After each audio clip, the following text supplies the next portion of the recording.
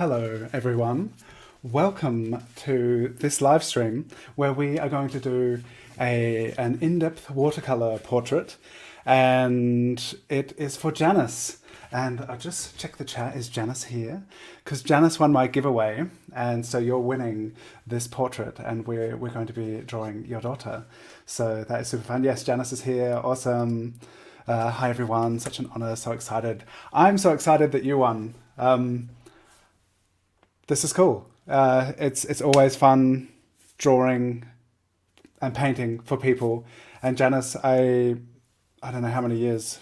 It's been years. It's like, are you from Sketchy? Our initial contact. I'm wondering. I think so. But yeah, it's super cool to be here with all of you. Nice to have you in the chat. Let me know what you're going to be painting with and if you're drawing along. And if you're signed up to my new class where we paint 15 portraits and make a zine together, I will show you the portraits. I thought I will show you these portraits, and I want to let you know that the early bird sign up is available for 3 more days until the 13th of March. And I'll just see if I can do this for you to show you the portraits that I've made, because I genuinely think these are some of my best portraits that I've done, and I've made them to share with you. So I'll just flip through, and I'll be super interested for those of you who are going to be joining the class, or you're thinking about joining the class. What is it that you'd be interested in learning with me? What are you hoping to learn? What particular lessons are you looking forward to just by looking at these portraits? If there are particular challenges that you have, and everyone from every skill level, I feel that there'll be something for you to get out of this. We jump into the deep end. This is actually the first lesson with Ignace, and it's quite a complex image, but I feel like it's good to start with something complicated and then relax into some things that are a bit less so. And yeah, I'll just scroll through these. This is Shannon. We have wonderful artists who, a lot of them are from the Sketchy community and a lot from Kanyo. And it's been really cool, being in touch with these people. Some of them I've known online for a while, and some just a little bit, but it's been really nice. Everyone who I've been able to paint for this course, to be in touch with them and to be able to share this work from them. And some of them are going to be joining the course as well, so that's fun. And yeah, I'm really excited to be able to share this and to have you draw along and learn with me, because I feel like I've learned a lot since the first time I used watercolor, and I was quite afraid of it.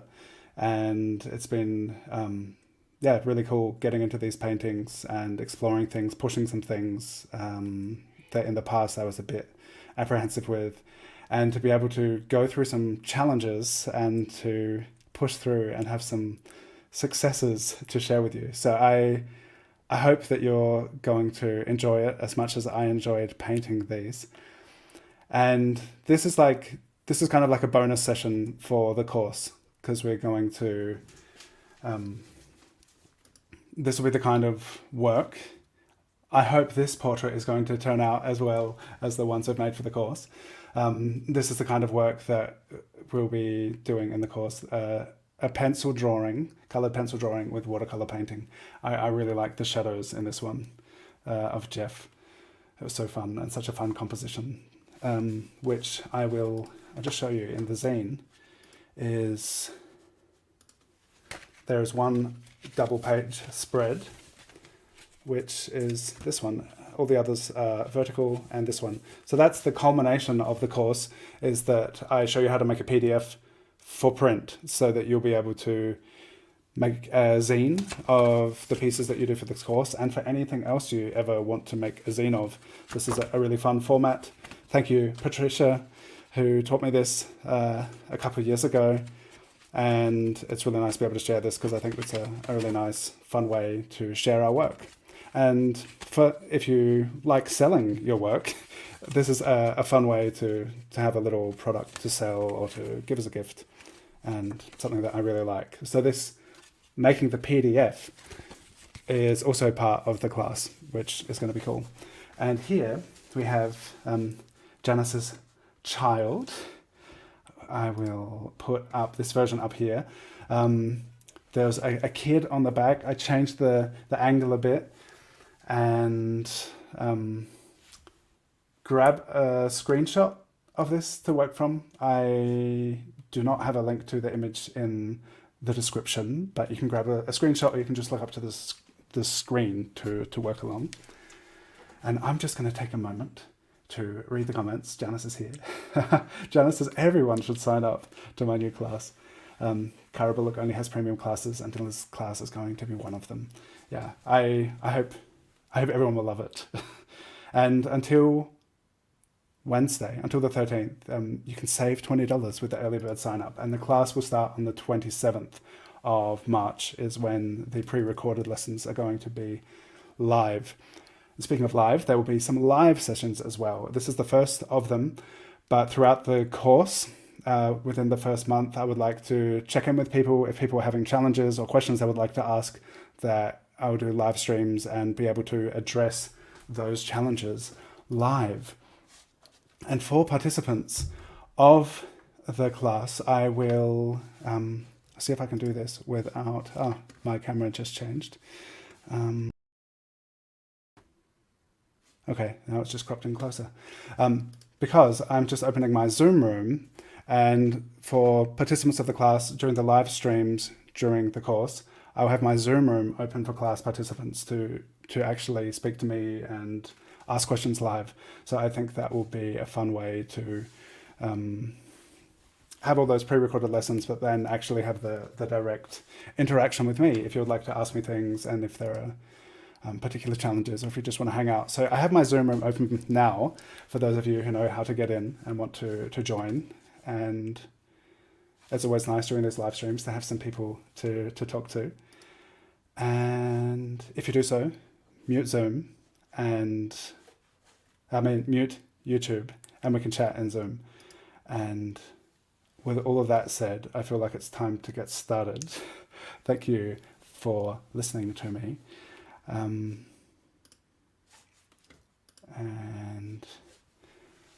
when I opened Zoom, it zoomed in on my face on the little camera. So here I am. And there's a weird crop at the side of the screen where it's gone black.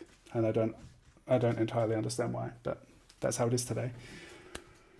So, pencil portraits and pencil drawing with a watercolor portrait. That is today's thing. Hi, Louisa and Lisa. Hello, hello.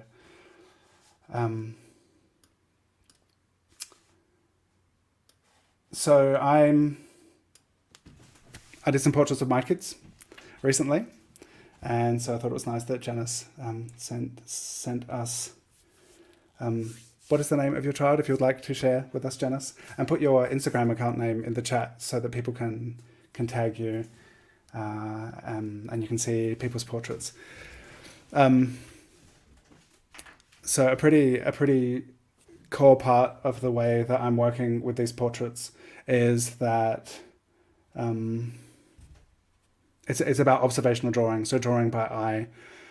And I have my reference right next to my workspace, and this is the way that I often work, not always, but it helps make some of the choices when we're doing this one-to-one transition from the reference, which is right next to the workspace.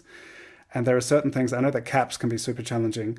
I'm going to do some stuff in the drawing process here, which, this is Katie, which I don't usually go through all of these steps, but for the sake of understanding what I mean by observational drawing and the kind of things I'm paying attention to, and as I'm drawing, I'm going to break that down a bit, particularly with like having the cap is a really good example of this kind of the challenge of observational drawing. This is Katie, and she's definitely not the same age as my little ones. No, mine are between 5 and 10. Well, there's one between 5 and 10, the others are 5 and 10. So thank you for sharing Katie with us. Hi Ike, hi Lisa, Gurunadon, Linda, Julie, Shannon, everyone who's here, Uta, Astrid, Oh, Barbara is entering the Zoom room. That's cool. So anyone else who wants to enter Zoom, I hope I just clicked admit. If not, try again, Barbara.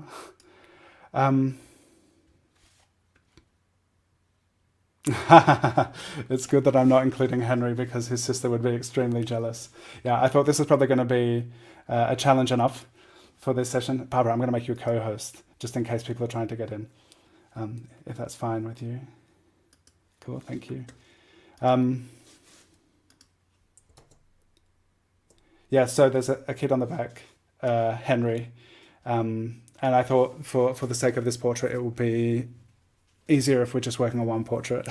So Henry has been edited out, and I'm glad that this is not going to cause any jealous fights between siblings.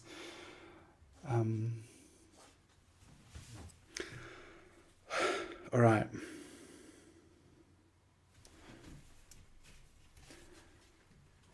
So, just wondering, I'll start with something loose. I do a lot of loose timed portrait sketches, and just to loosen up a bit, I haven't drawn for a couple of days.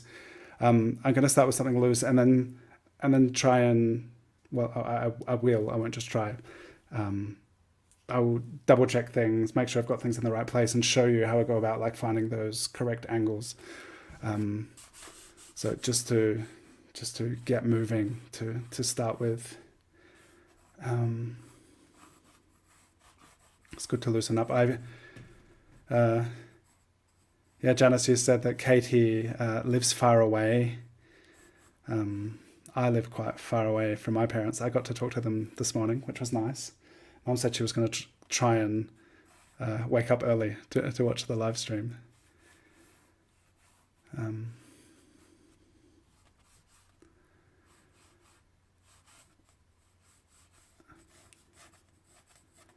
So I know that this kind of curve of the hat, I just kind of, I want to get some stuff down before I get into particular like measuring and shape stuff. But I just feel like I need to loosen up a bit, just my moving around a bit. But I will get into how I'm kind of looking and making these choices. And there's also, a loose warm-up sketch is often, I feel, can be really helpful, and just to kind of get the excitement out of getting started. I just feel like, just doing a sketch, moving it a bit is helpful. But let me gather my thoughts. The challenge of finding these things. So I've got my reference right next to the paper. And for those of you who have heard this before, you're about to hear it again. But if you have your reference image right next to your working surface, you can kind of measure by eye just by going straight across.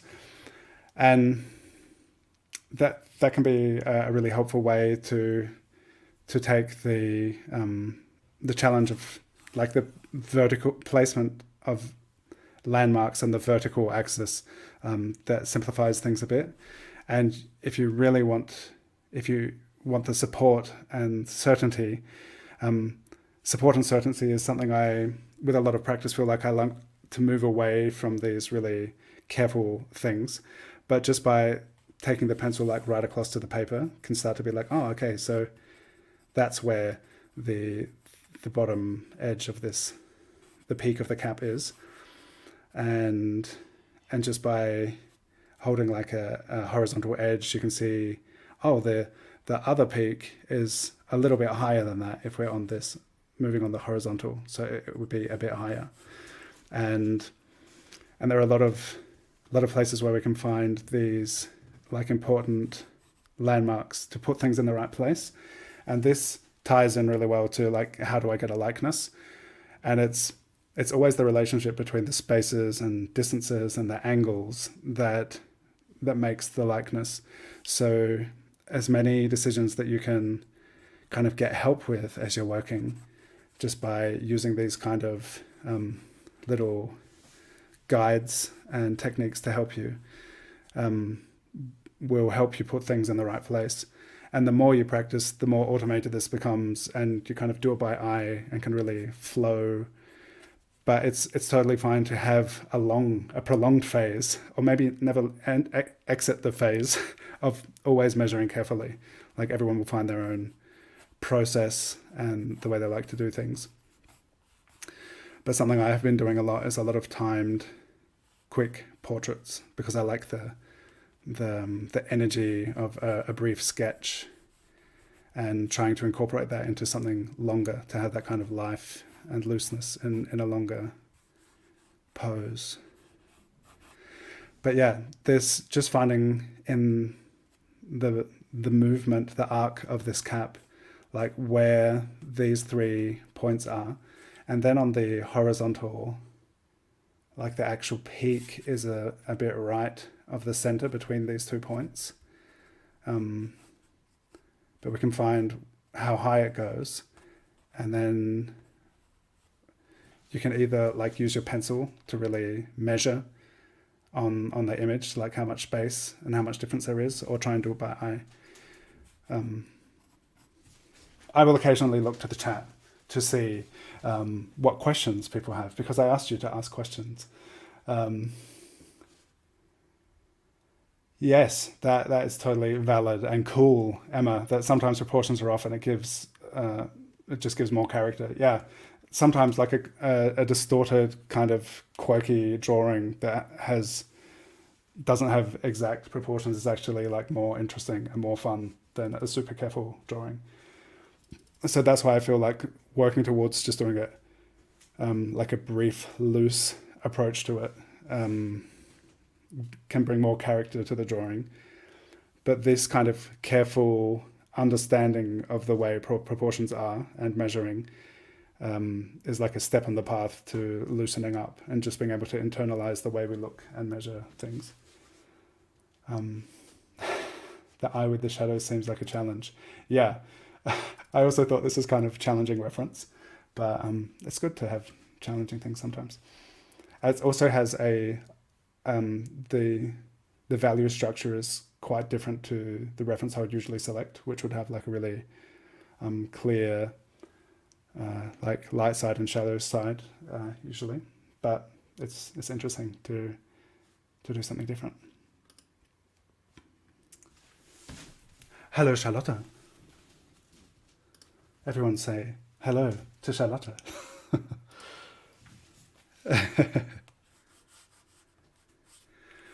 All right, so if you figure out where this is, so this what I'm saying about like this careful like measuring, trying to figure out where things are. I find it more fun to just be really loose, and then there will be more mistakes. But there's a path towards getting to like having that kind of confidence, and part of that is just by doing a lot of portraits. And if this is the first portrait you've ever done, then good for you. Enjoy, don't be hard on yourself, and just keep at it. If anyone wants to chime in and add things to what I'm saying, or have your own kind of things that help you, feel free to do so. So here, the outside edge of the cap is, I just had it kind of lined up with where the edge of the face is here. But now I'm saying, it makes sense. There is a form and a volume to the hat which goes beyond the outline of the face. So if the edge of the face is here, then just kind of step it over here a little bit, and that will be where the edge of the cap is.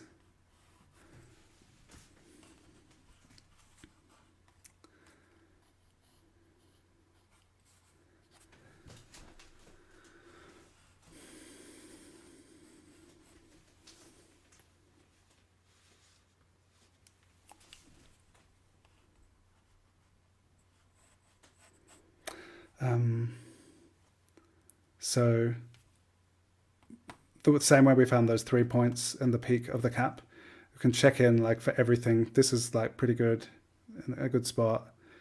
Oh, this is a bit high. And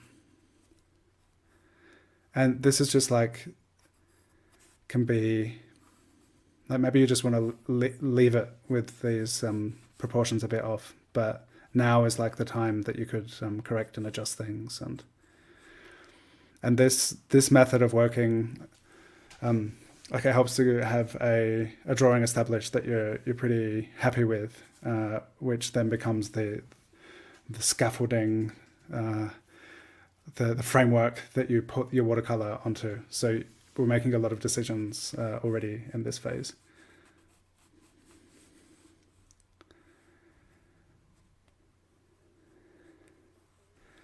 A what? The dreaded baseball cap. And if finding the center point, it's interesting, the design on here, like, oh yeah, so I've expanded, I realized this was kind of in the wrong place here. Expanding that made this cross of the swords too far to the left, and then just compensate for that, bring it back over to the middle, and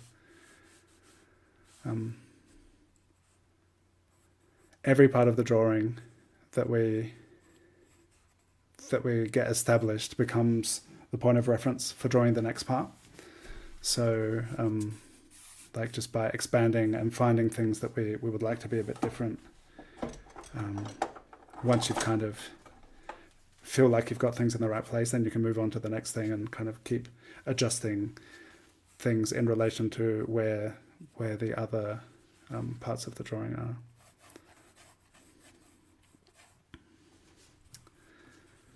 Yeah, so I hope in the course that this kind of thing of explaining like how to locate the features of the face and work a way around like this. I hoping that this, for people who maybe don't have a lot of experience with portraiture, will help kind of guide you into a way of looking. It's not super structured like using a Loomis head method or something like that would be, but it's really about tuning into what you're looking at to find where you want to put it. Here's cool, like the nose. You can also, in your reference, you can like, if you want to see if things are in alignment, you can just like hold your pencil up to get that vertical. Just seeing that the nose is like lined up with the center of this part of the cap, which makes sense.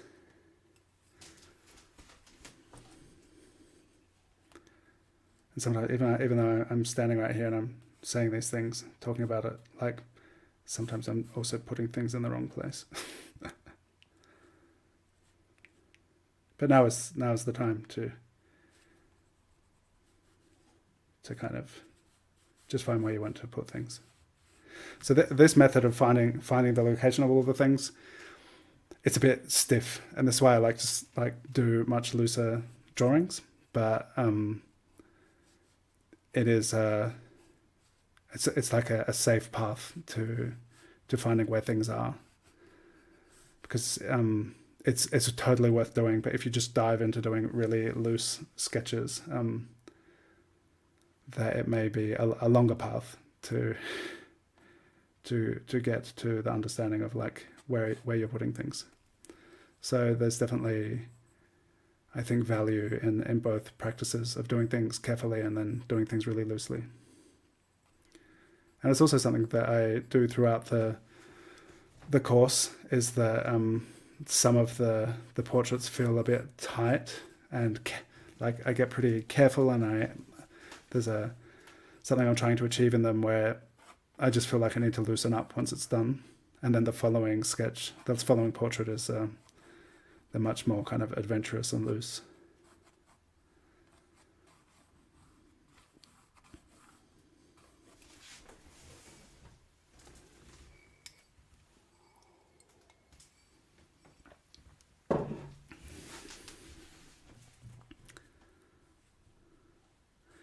And so it's interesting, the squinting to find like where the light and shadow shapes are. There's a lot of like there's so much which is kind of like mid-tone, or it's a pretty subtle transition from the mid-tone to the like the light parts of the face, which is compared to I don't know, something like this, like we have super clear light side and super clear shadow side. So it's kind of more challenging when it's more subtle like this.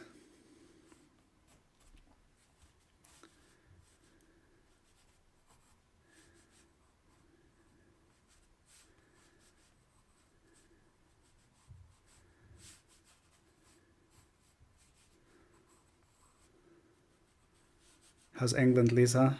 Any warmer? Oh, that's good.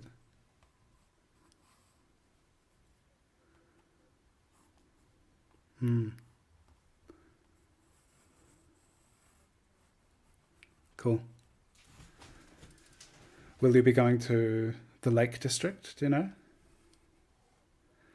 Because there is a campsite in Keswick where the Derwent pencil factory is, and this campsite has this awesome like field where you like overlook the lake. It's so nice, and I remember that thinking of you and your travels.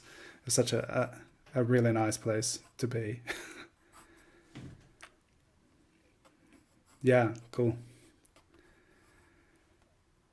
I'll see if I can remember the name of the campsite, because it was such a nice spot. Yeah, it's pretty close to like a circle of standing stones, which is pretty cool.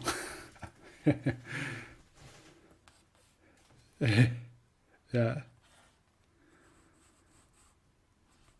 I can I can was learning to walk when we were in Britain, and we have a photo of him in the middle of the circle of stones, like um, learning to walk.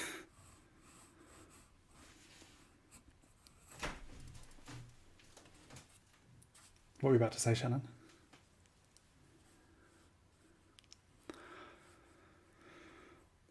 I don't know. Can you find graphite? Yeah, so that's why the Derwent. I'm pretty sure that's why the Derwent factory is there, because they got graphite from the hills in the Lake District. But I don't know if you can just walk around and like find a chunk of it. I don't know what form graphite occurs in that. Yeah, there have been a lot of pencils made. Does graphite get used for anything else? Lubricant.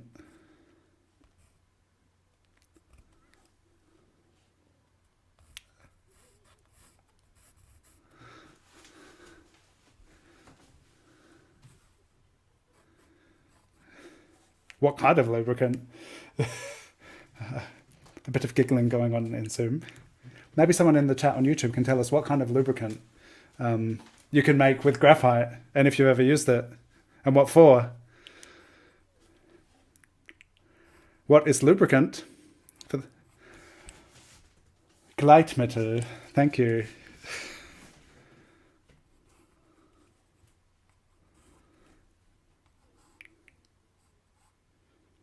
Lube.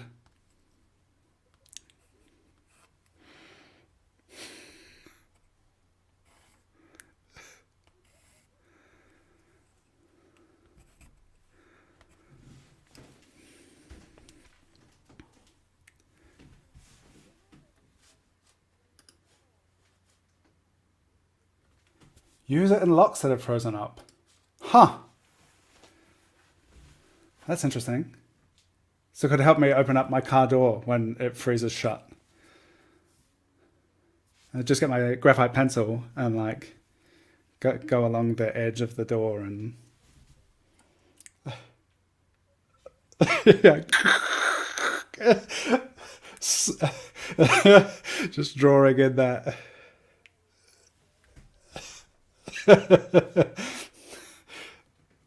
My magic pen, and I can draw a door and then it will open and I can go places.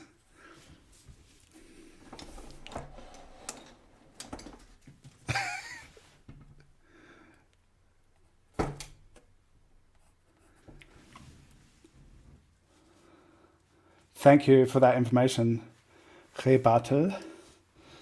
That's good to know.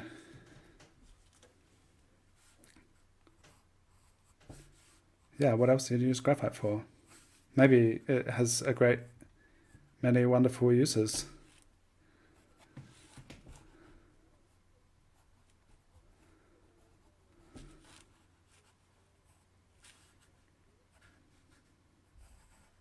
What's graphene?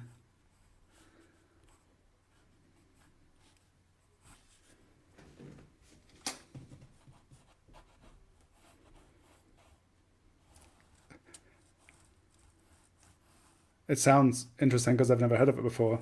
Your explanation doesn't shed much light on it, but is a prompt to doing further research. Graphene.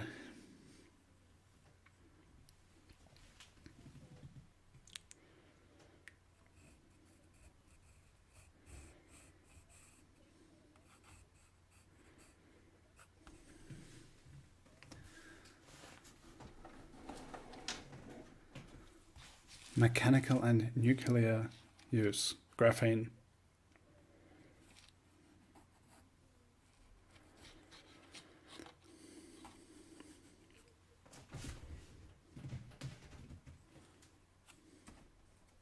Okay.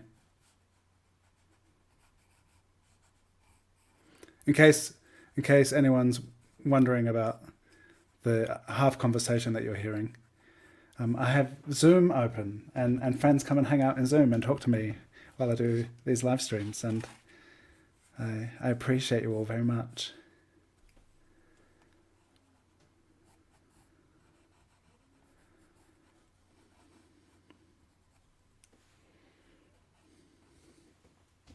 Hey Peggy,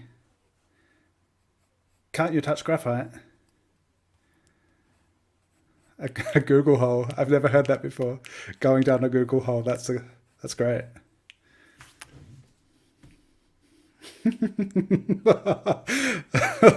All right. Good to know. No, that was good. I won't repeat it, but it was good.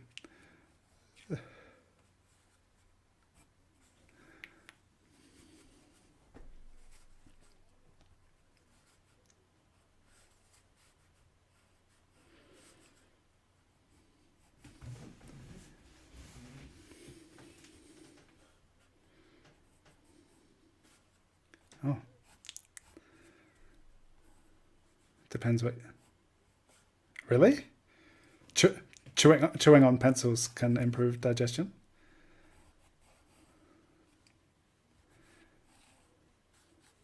Dietary supplement. What? Yeah. Um.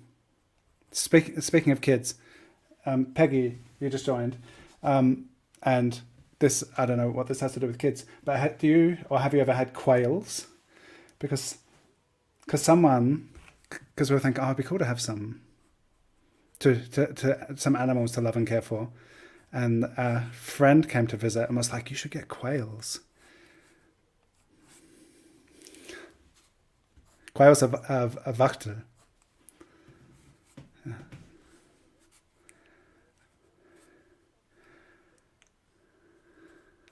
Oh yeah. So it'd be a choice between cats or quails.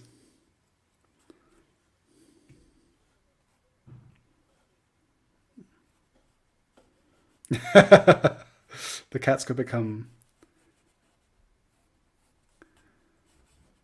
The cats could be quail observers.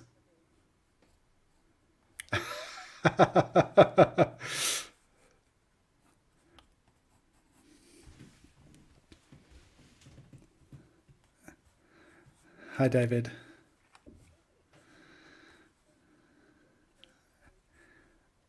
Yeah. Always dishes to be done. What did you say? Send him over. the last live stream ended with, yeah. Oh, that's great.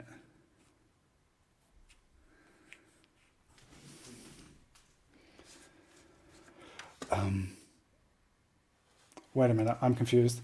What? Made with sellotape, apparently. Graphene. Sellotape is made with graphene? Or graphene is made with sellotape? What is this factoid that you're gifting to us, FX Node? Emma says that chewing in general, your belly thinks there is food incoming, so chewing on your pencil can fire up your digestion. That's an interesting idea. Chewing on graphite or just the pencil, I don't know.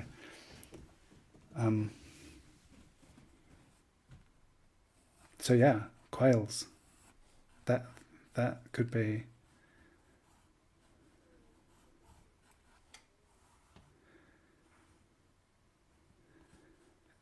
Oh yeah, I was already thinking, like, just imagining just setting up, observing the quails and drawing them. For some reason, a couple of weeks ago, I saw a YouTube video of someone who incubated quail eggs that they bought at the supermarket, and one of them hatched. And then they cared for and loved this quail for its whole life. And it was just like, oh, so cute. Just like so little and just cuddle up and like cuddle under the beard.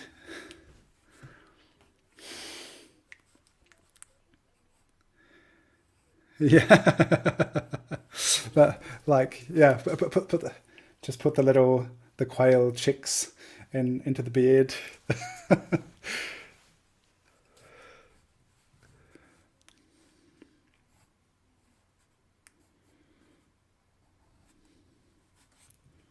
Oh yeah, cute. I think it may be maybe 7 years. I might be guessing, but I feel like that's from that YouTube video I saw. I think he said that his quail lived for 7 years. Anja siebt.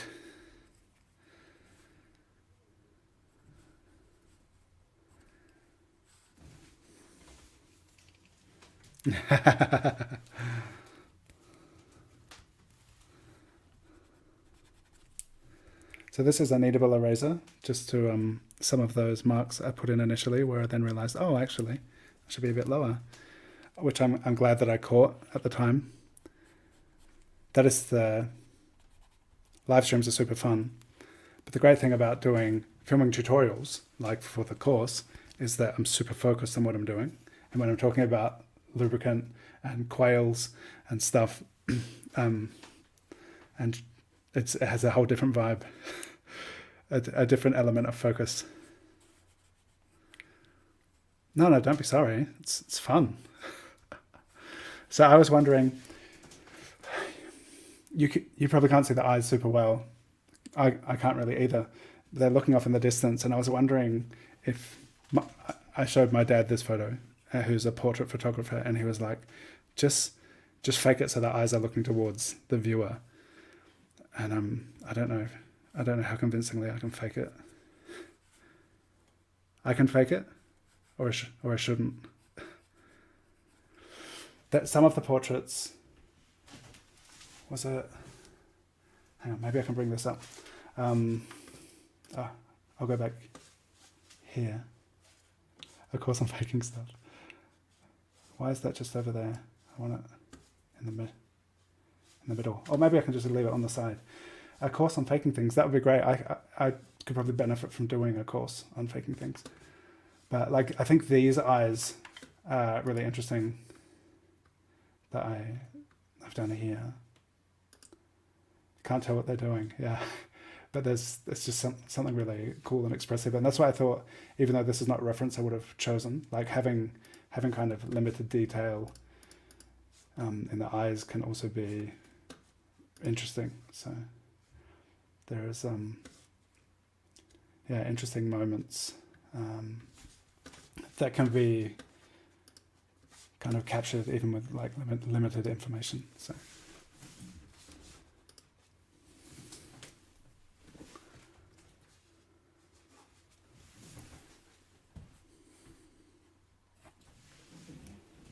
let the magic appear. Let the eyes just become. I just want to look up here.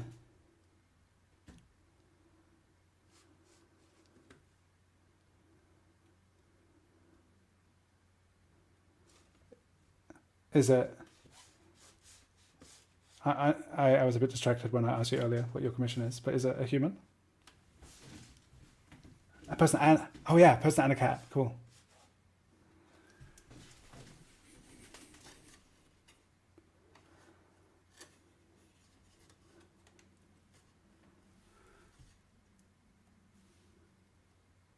Katie.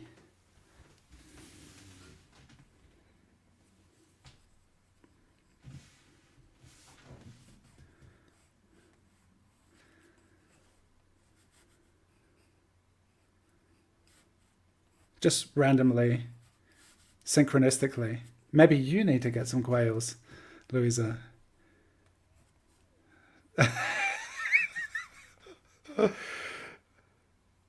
That'd be great. Would quails and pigeons get along?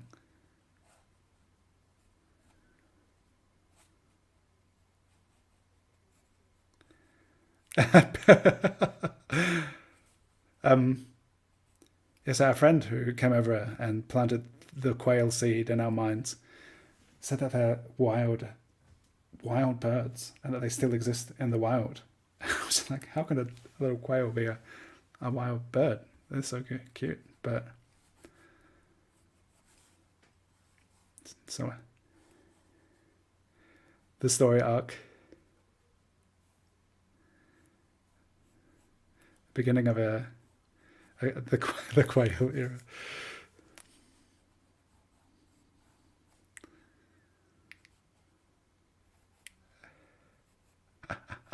That would be amazing. Start a new YouTube channel. The Quail Journey. Or maybe the quail will become the star of this channel.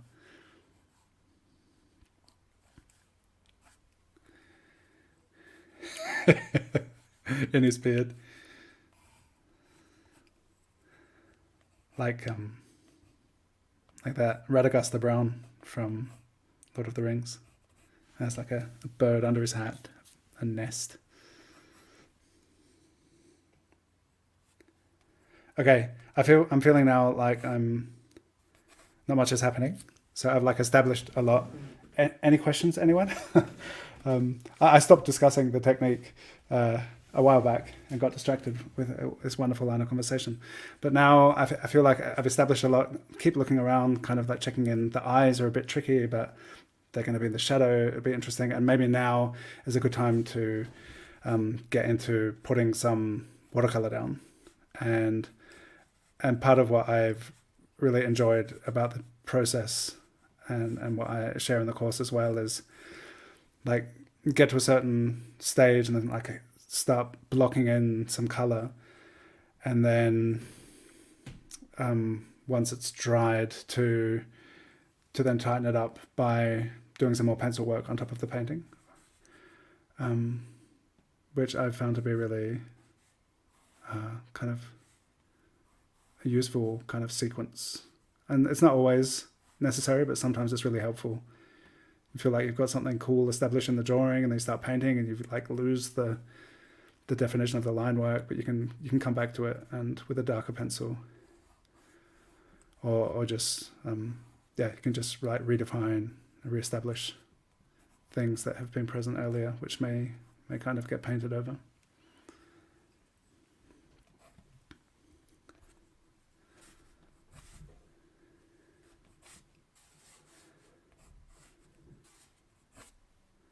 I didn't. This does not have a time limit, so this is quite different to my other live streams, because I just want this to be a good watercolor portrait.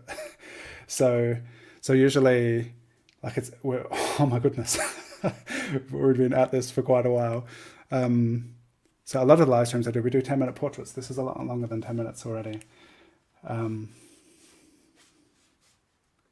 a minute.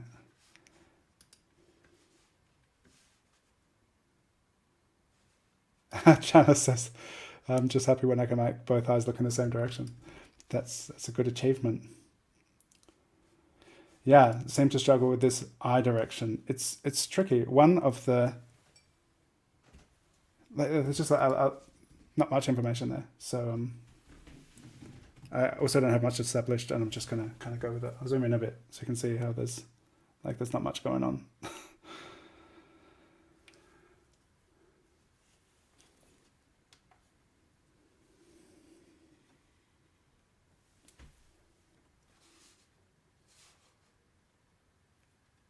What did you just say? With I had a shave. Put my hair up here. Oh, this could be me.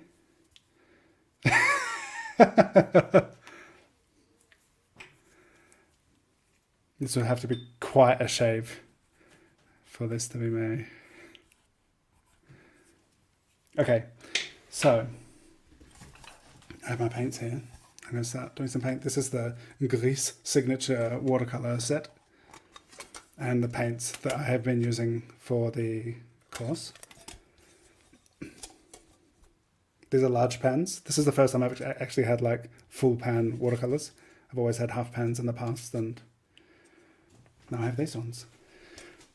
I had hoped to have this set up like I do in the course, where there's actually a camera on on the palette over here, but I didn't manage to get it set up today. But in future live streams I may have a camera right on the palette. I'll just tell you what I'm doing, and if you have questions, of course, always feel free to ask.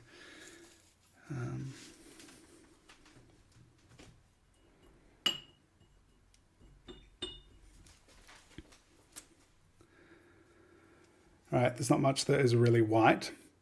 In the V and the zip here, and everything else is not white. So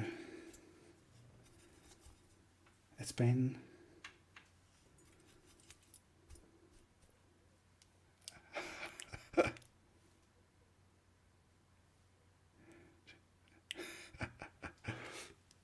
it's okay.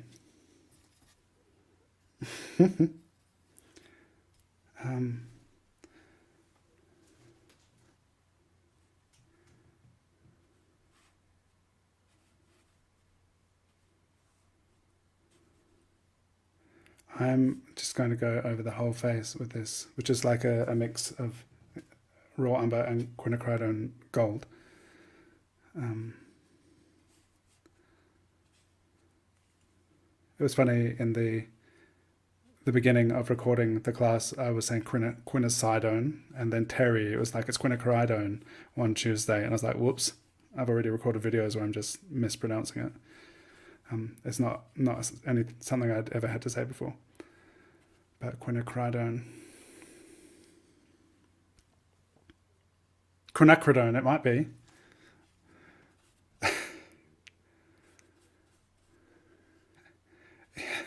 Quinacridone.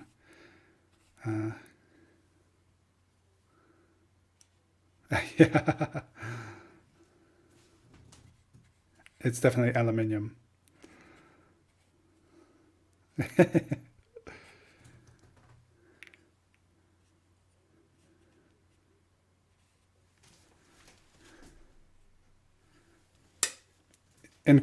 There's an H in quinacridone.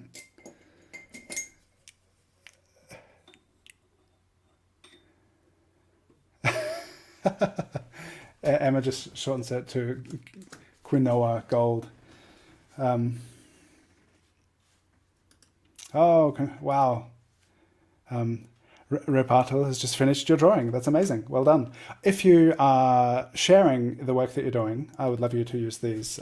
Where is it? Oh, over there. I'm pointing over there. Hashtag drawing with Dylan. Tag me at Dylan_Sarah on Instagram.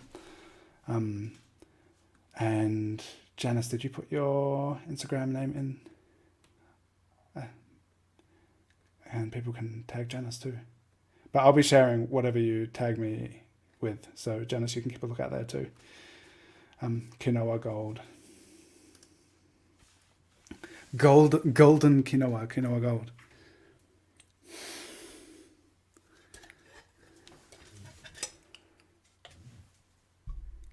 Quinacridone gold. Quinacridone.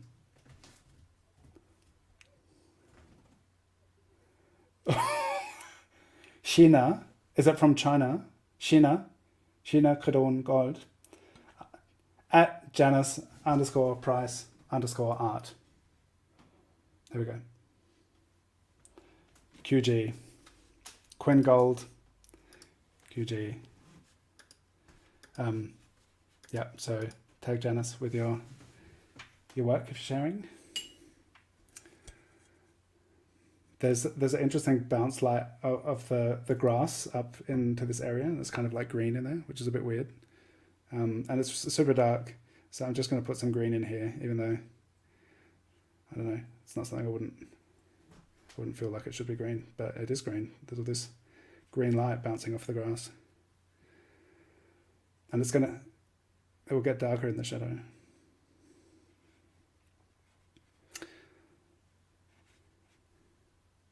Anyone who's tuned in, watching at the moment, or watching the replay before the 13th of March, if you're thinking about doing the class, there's early bird registration until the 13th.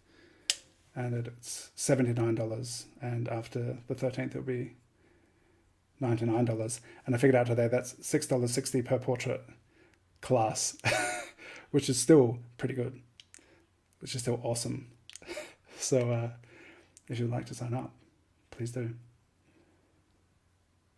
I'm really looking forward to seeing the work that people will do, and it's always interesting to see how people incorporate stuff into their own projects and practice. And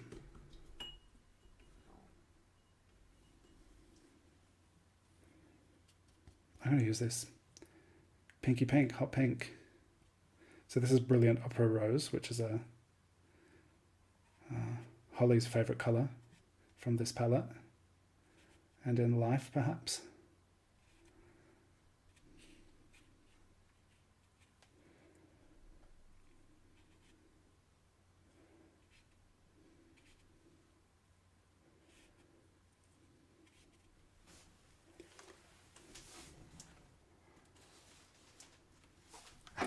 Yes, Emma, cheaper than Domestica per class. Yeah, that's right. I was thinking about you when I figured that out.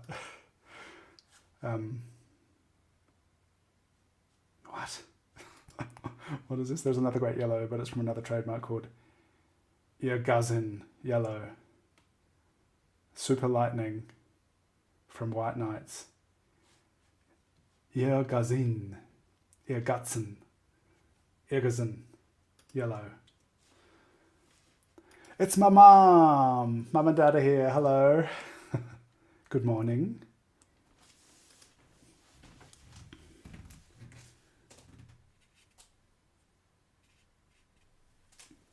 So you're... I don't think so. When I was talking to my parents earlier today, which was there yesterday, Dad was saying they learn more about me from my live streams than from our phone calls.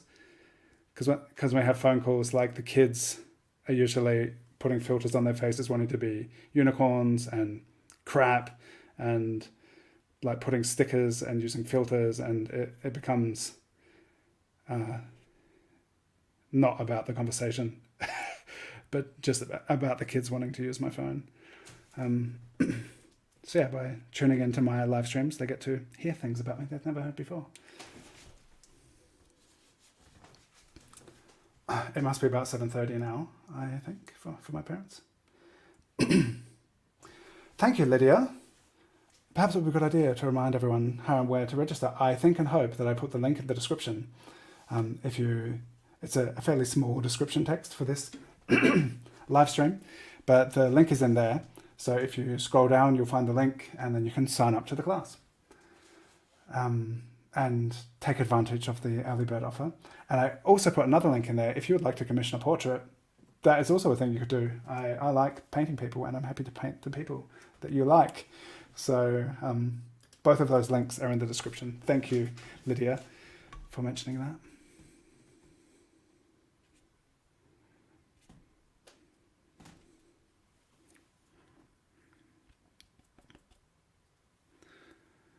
Who knows, Reza? I met Reza yesterday because she's in the Hearts on a little retreat, creative retreat. So that was really cool. Arvid and I went to the Hearts, which is just like an hour from where I live. And if you're watching this, Reza, it was super nice meeting up with you. It's a pretty special meeting people in the real world that I've met online through drawing, and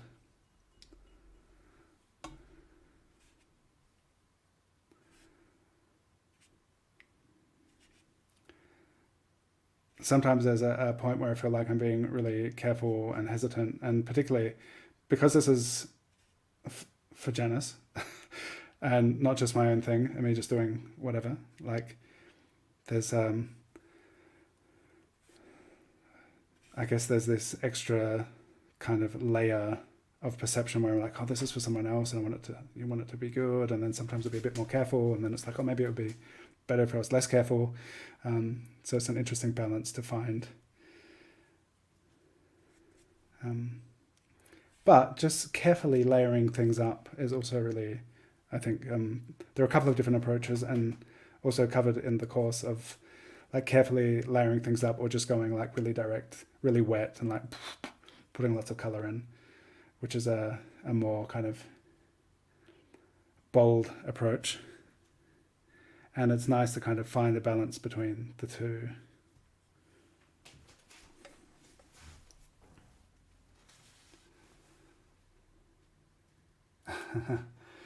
Emma would get super self-conscious of people watching. Yep. So did I.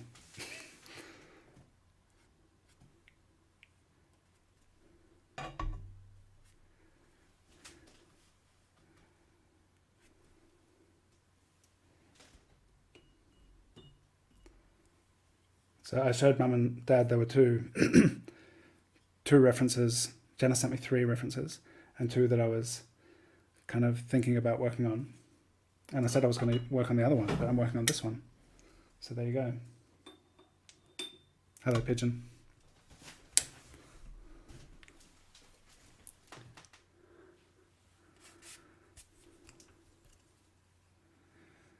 All right, there's, for the shadow areas, I've been doing a lot of ultramarine and alizarin crimson to get like a nice violet, which is something that I've been using in the shadows a lot.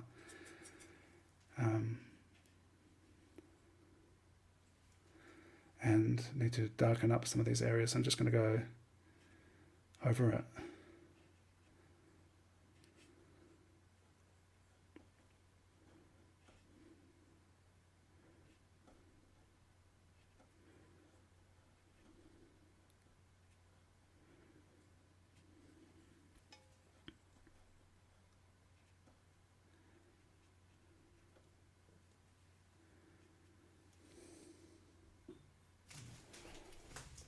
Oh, thank you, Janice. The likeness is amazing. That's good to hear from you. So I think you said that Katie's living in London. Was that right? If I remember correctly.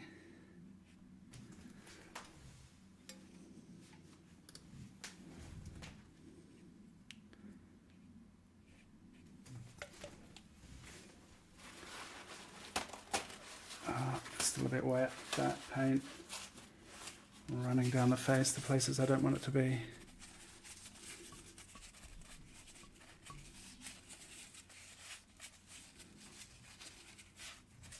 So it might catch me squinting a lot at what I'm doing. Just trying to figure out the values. So paper towel is good to have on hand working with any wet media, I think.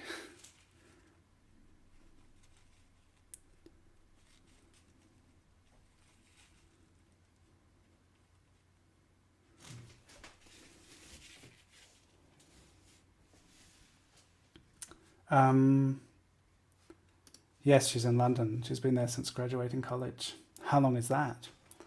Can I tell you what kind of paper I'm using today? Certainly, Lewis. I'm happy to tell you. It's Hahnemühle Burgund paper. Burgund. It's 250 gram, 120 pound paper. And it's this size. And this is the same paper that I use for the paintings in the course. Thanks for joining in, Sheila. It's been nice having you here. Anyone who needs to tap out before I'm finished, feel free. I appreciate having you here. Oh, 20 years. That's quite a while. Flown across the pond. The pond, unfortunately, between Germany and Australia is quite a bit further. But yeah, that is many years.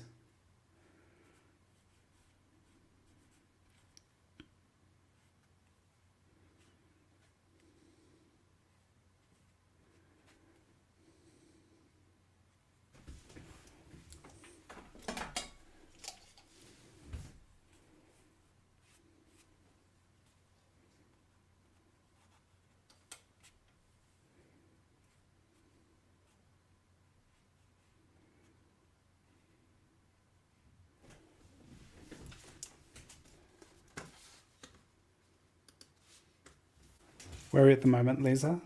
In England? Cornwall. Nice.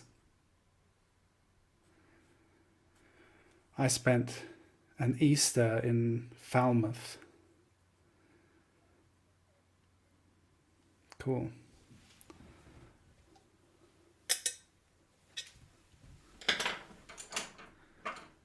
There was an Easter poi and juggling meeting in Falmouth, and that's why I was there.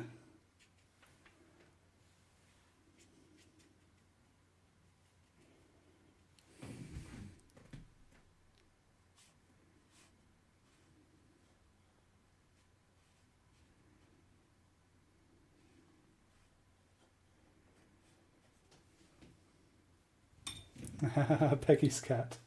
Hello.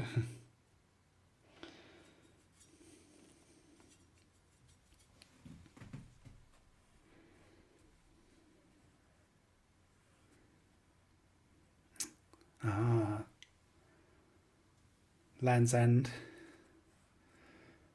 That's the other end? Okay, John O'Groats. Or is it something else? Lizard Point. That's a cool name. Yeah.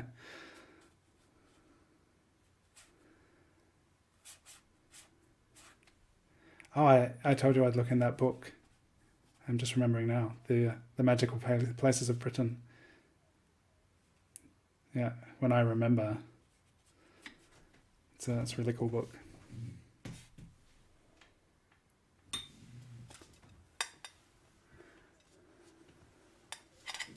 Yeah.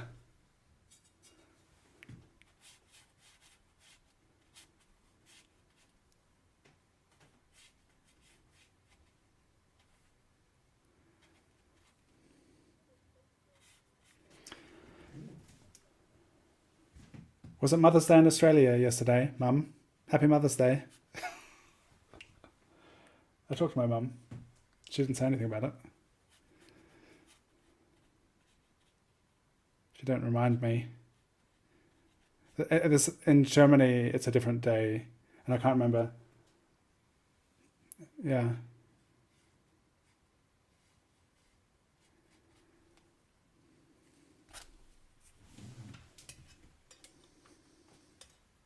Oh, here's Mum telling my story. in the chat. I went overseas for 1 or 2 years in 2004 and came back to Australia 4.5 years later, married to my beautiful Kira. That is true. And then we spent 2 years in Australia and came back. Sorry, Mum. But we're looking forward to you coming over this year. That'll be great.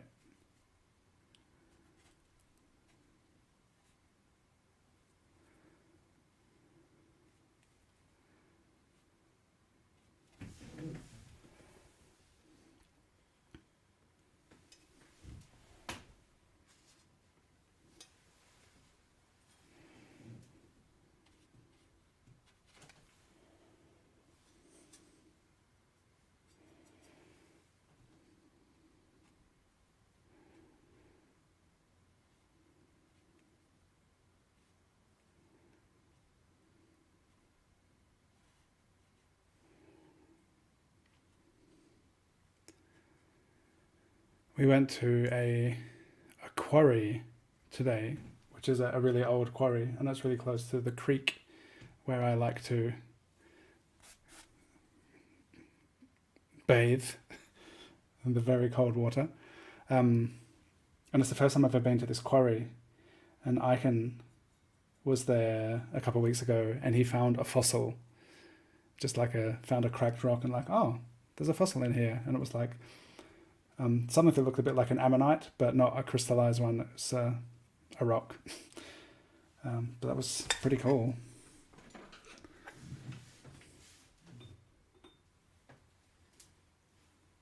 Mm.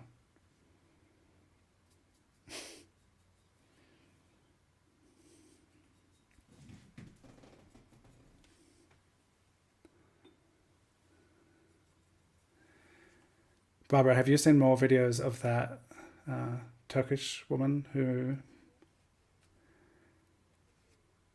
Yeah, it's interesting. I don't understand Turkish, so I'm not quite sure what she's saying sometimes. But sometimes her cat seems quite distressed, and I don't know if it's a personality trait of that cat.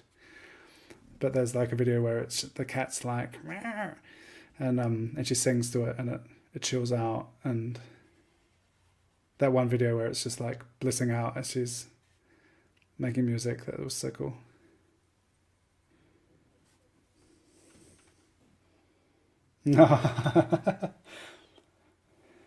Or maybe it's they've stopped leaving the house. Cool. So, oh, nice. That's great. Cool. You're making progress. Peggy, how do your animals respond to music being made?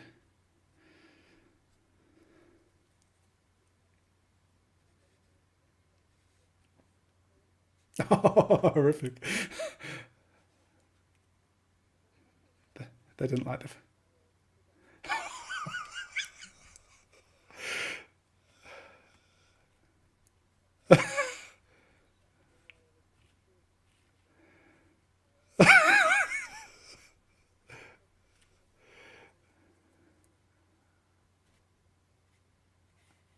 Were they singing along or just in distress?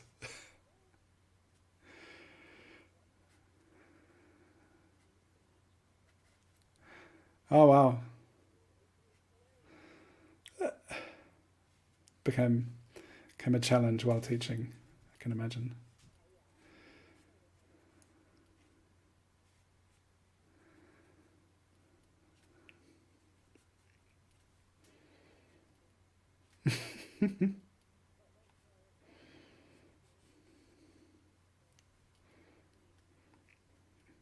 Yeah.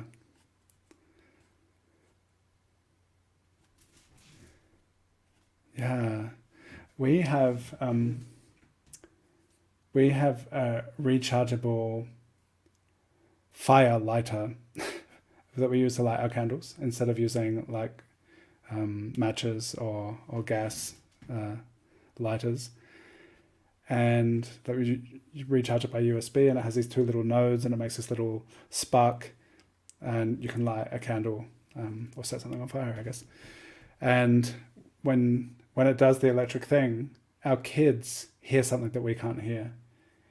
Um, for me, it's just kind of like, and then the candle's burning, but they hear something which they also find quite offensive, which is really interesting. I've never heard of such a thing, that the kids are perceiving sound differently than we are.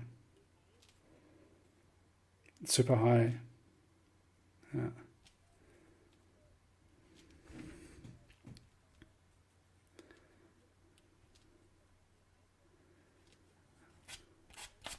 Oh wow, yeah.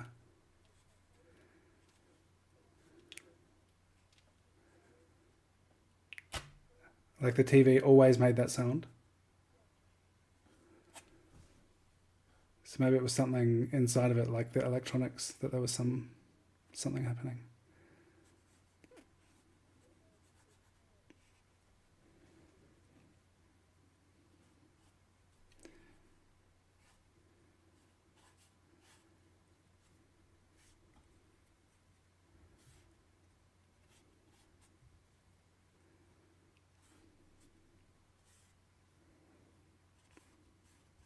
Lisa, it's so cool that you were able to hang out and join Zoom and come to Zoom sessions while you're just getting about Britain.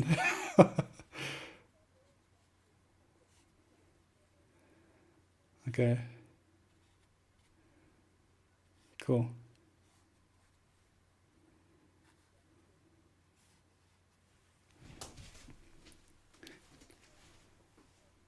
Yeah. Janice, what color would you like the background to be? That was something I asked my kids. I did a portrait of each of my kids, and they all got to choose the background color. So if you have a preference or a suggestion, let me know.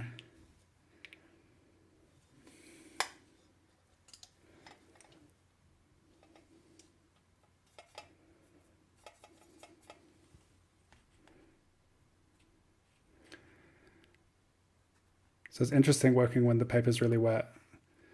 So far, I know there are really wonderful wet and wet things that can happen, but I haven't done a lot of wet and wet. Do some of it in the course as well, but I usually like to let things dry. Like there are some things going on here which are cool and it's just flowing together. But particularly when doing like dark shapes against something which is really bright, then it's important for it to be dry enough that your darkness just doesn't go and seep into the light area. Janice doesn't have a preference. Okay, cool. My kids really enjoyed choosing their background colors. They it made them feel like part of the process.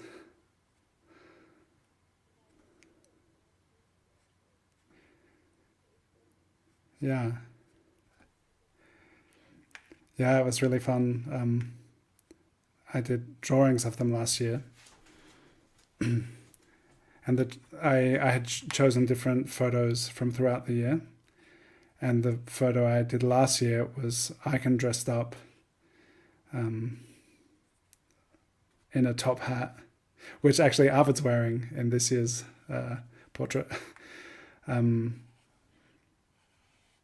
but yeah, then I thought, oh, it'd be really cool to, because at Carnival I got photos of each of them dressed up before they went to school in kindergarten, and because they're so involved in like looking forward to it and being like, oh, that's what I want to be, and it's kind of somehow signifies something that they're really interested in. Um, and I was like, oh, that's actually, yeah, taking that moment of them choosing, designing their identity for a day, and taking that as the reference feels like a cool thing to do. And I wonder if it become a yearly thing or what. But I think it was really nice because it was still fairly fresh. Like Carnival is not that long ago, so they were still kind of like, oh, that's me when I was that, and it's interesting. And with Icon, like I wrote on the Instagram comment that he's Harry Weasley, and it was interesting because he I think he's really into Harry Potter at the moment, and I think he really loves the story, but I think he really doesn't want to be Harry Potter. And when I suggested him getting dressed up, and I think he's really like troubled by the death of the parents and a lot of stuff in the storyline, and so he's kind of like, I don't want to be Harry Potter. So when he got to school, he rubbed off the lightning bolt and he said, I was Ron, but then later on he said that he's Harry Weasley. So I think he likes about Ron that he has a big family, and that he's a great friend.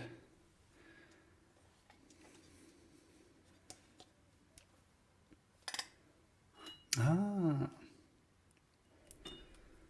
their family. Yeah, and Icon has red hair, so he looks could look like a Weasley, I guess.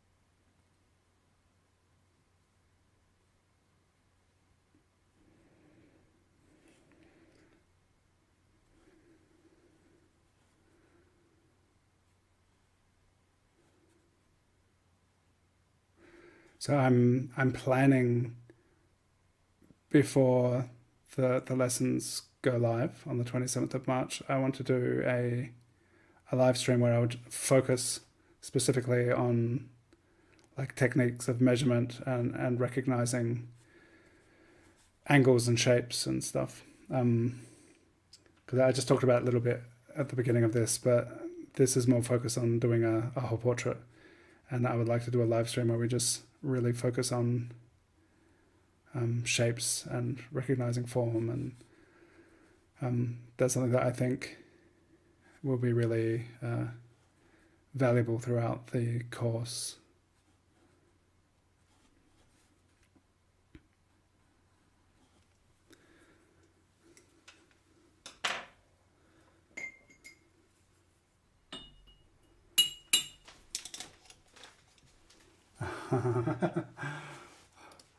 Thank you, Linda. This portrait's looking amazing. Loving watching you. Made a mess of mine. I probably need your watercolor class. You're welcome to join. The link to sign up is in the description. Yeah, it was both beautiful and very interesting what Icon had to say. There was one night when Kira had been reading to him and he was really having trouble getting to sleep after. And I think he's really, it lives in him when he hears these stories, and so he's really into it, but it has a big impact.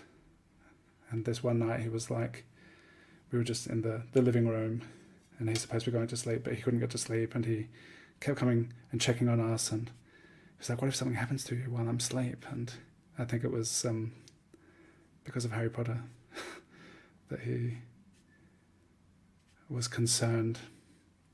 And I feel like it's really interesting, like phase and in these kind of storylines and the media that our kids consume, where they're exposed to these topics.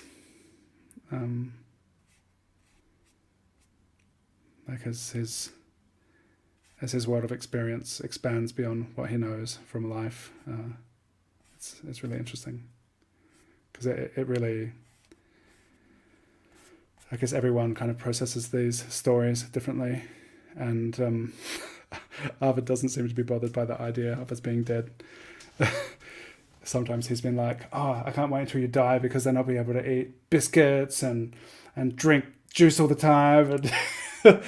And it's like, oh, that's nice. And there was just one who was like, oh, when you're dead, I'm going to do this and this and this and this and all this stuff that we're like,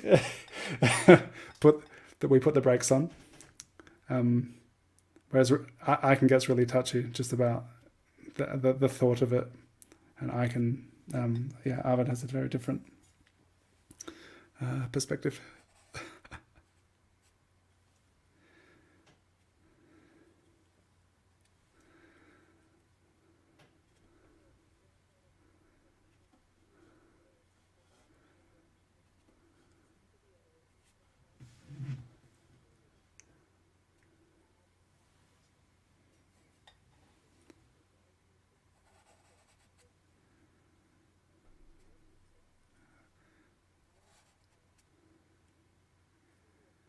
Oh, wow, okay. It's called Three. Oh, oh, wow. So I won't watch it with the kids then.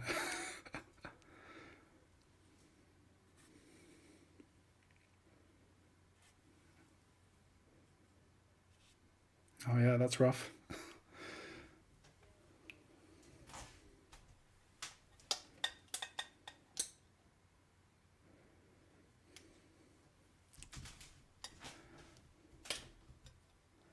Yeah. Yeah, it's interesting on the topic of Harry Potter. We have a dear friend who is a wonderful parent. But when we were in Australia, long before we were parents, we were hanging out with our friend. We went to visit, and she had put the first Harry Potter on for her 3-year-old to watch, and he was just like silent for 2 hours. It was so super relaxing. And then he came down the stairs really slowly, and he was like, I was a bit scared. And then she's like, oh, what have I done? And our kids wouldn't silently just go through it.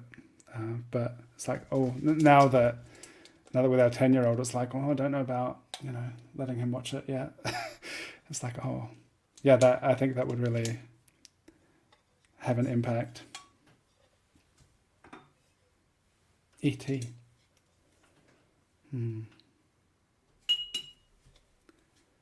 Ah,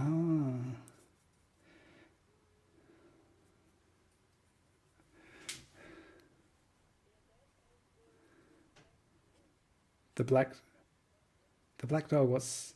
I'm not sure I know it. I have a picture book called The Black Dog, which is really great. It's about facing your fears and realizing that they are not so fearsome, kind of. But I don't think it's the same storyline if it's something that traumatized you as a child.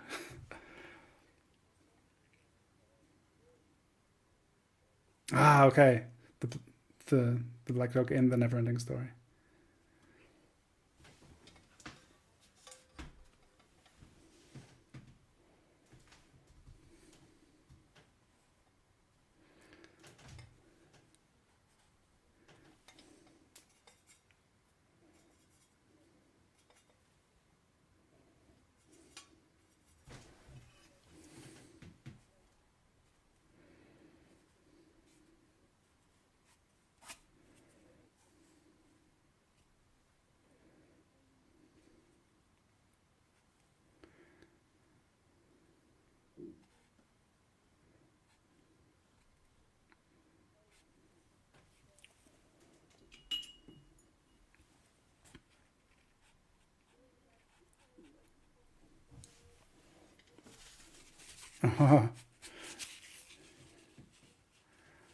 Oh, okay. Is there?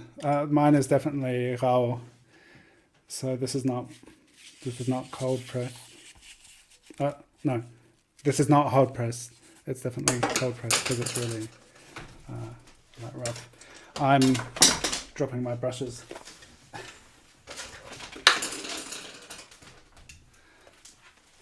I was just gonna say I'm a bit challenged by the shadow under the peak of the cap. Maybe I just need to make it all a bit darker and then figure it out. It's tricky.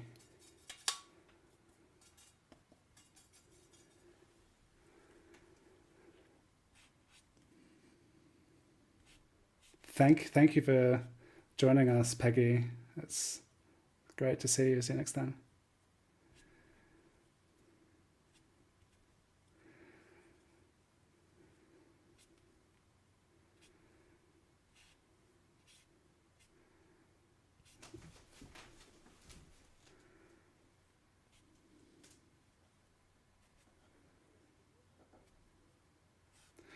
Yeah, yeah, I'm pretty sure.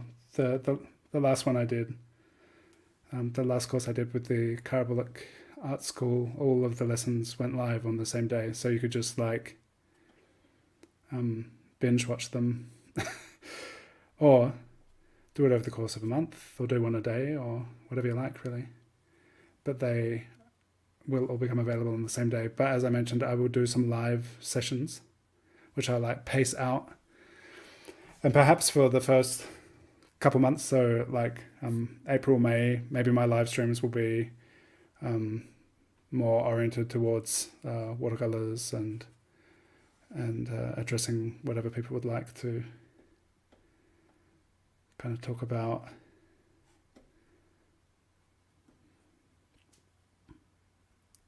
Because yeah, also different things come up, different ideas, and or Lewis, for example, being like, "How about going straight to watercolor without the drawing first?" But this whole class is all about doing the drawing first and then watercolor on top. But that's something I'm interested in doing more of. Um, Doing direct painting, so that it won't really kind of fall under the umbrella of the subject matter of the class, like doing that kind of thing. But I will do live streams which are address what we do in the class.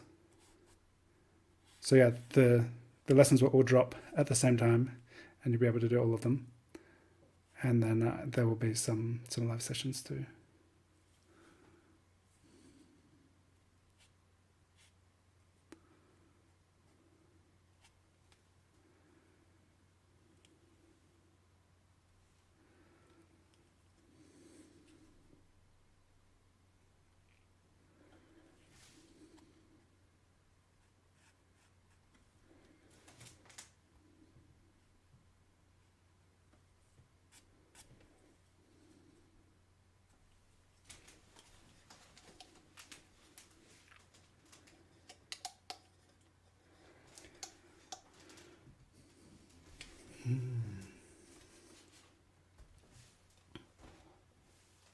What kind of rhythm do you like, Louisa, or anyone?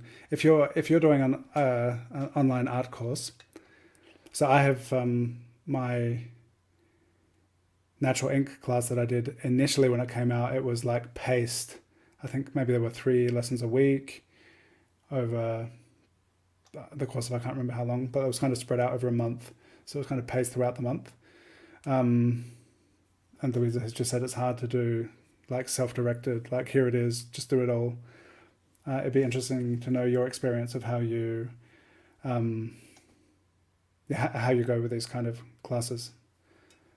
And I feel like I hope that the like having live events spread throughout the first couple of months will help be a kind of um, focalizer to kind of move through it. So it'd be interesting to know what you feel like what pace people have, and I guess it's different for everyone. Some people might just do it in a couple of days, and some people might need months.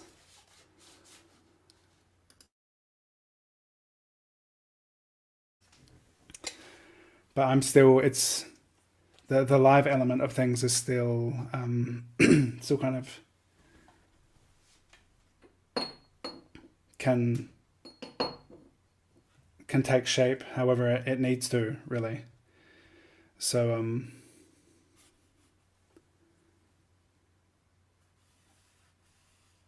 so perhaps like, so that's something I'm still not sure when the dates are yet, or how specifically it will tie in to the class. But maybe I could think about the different lessons, and I could.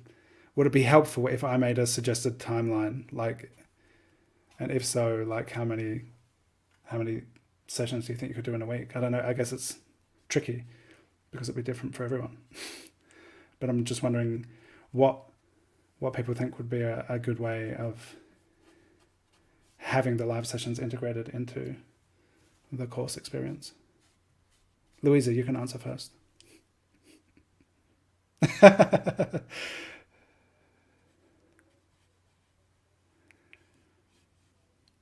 Mm-hmm.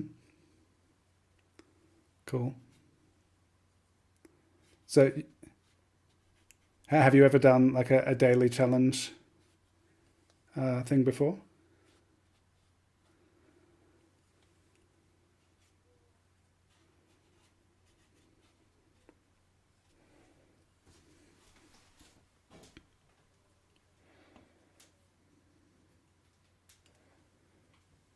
Yeah. That's interesting. That's something I've noticed in some courses, that people feel like they're falling behind, but really, you, any of these online classes, you can always just do at your own pace. So that I know, like, if things are released like once a week or one every day, there is that feeling of like, oh, I'm not able to keep up with this. But and I guess it's cool if you can, but it's always there, so it's something you can kind of get back to, and um, that that that feeling of not being able to keep up. Um, I don't know if it's a very productive feeling to have. I guess with 30 Faces 30 Days, like when it's happening live, if when people are keeping up and they're posting every day, and there's this kind of, there's a buzz, because it's like, oh, I want to see everyone's version of this person, or the caricature resolution in January, where it was like, oh, a lot of people are posting portraits of the same person on the same day, and it feels like it's kind of cool to be part of that. But the actual like learning experience really extends beyond that, I think.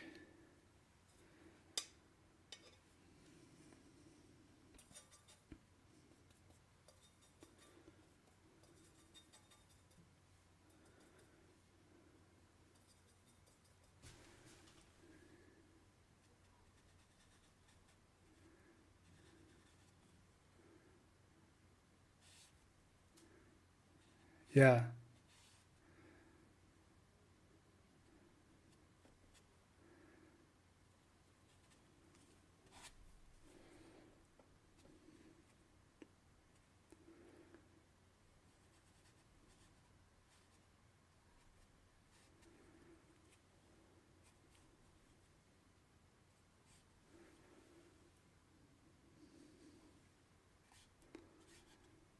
Yeah. That's interesting. It's different if you're doing something collectively and want to be part of that group experience of doing a thing, rather than doing something for the sake of learning. Yeah, you do learn something either way. But I guess that's part of what's cool about kind of the first, like, doing something together, and seeing what people are doing is interesting when there is like a class forum, and there'll be a Facebook group for this course, um, where people can share their work. But there'll be Instagram as well, and I use Instagram most.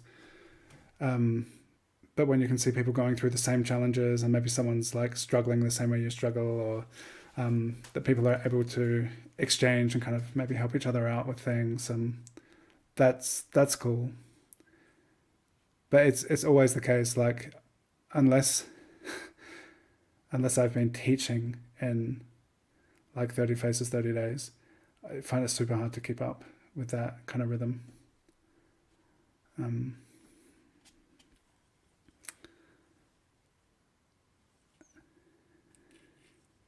yeah. And maybe it's useful for some people to have like that extra nudge of like, hey, make something. And with something like Inktober or 30 Faces 30 Days, I found sometimes like, okay, maybe I'll just do like a really quick sketch rather than doing the full class today, or make it your own thing, rather than feeling obliged to have to do like a 3-hour video, or whatever the case may be, depending on what it is you're participating in.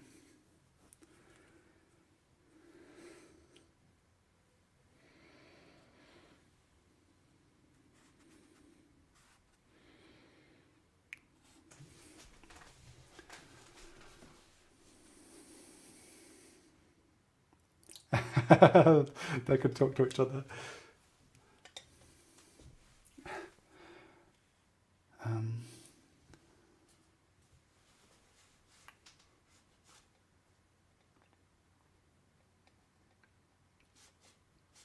I'm just having a look at the comments here.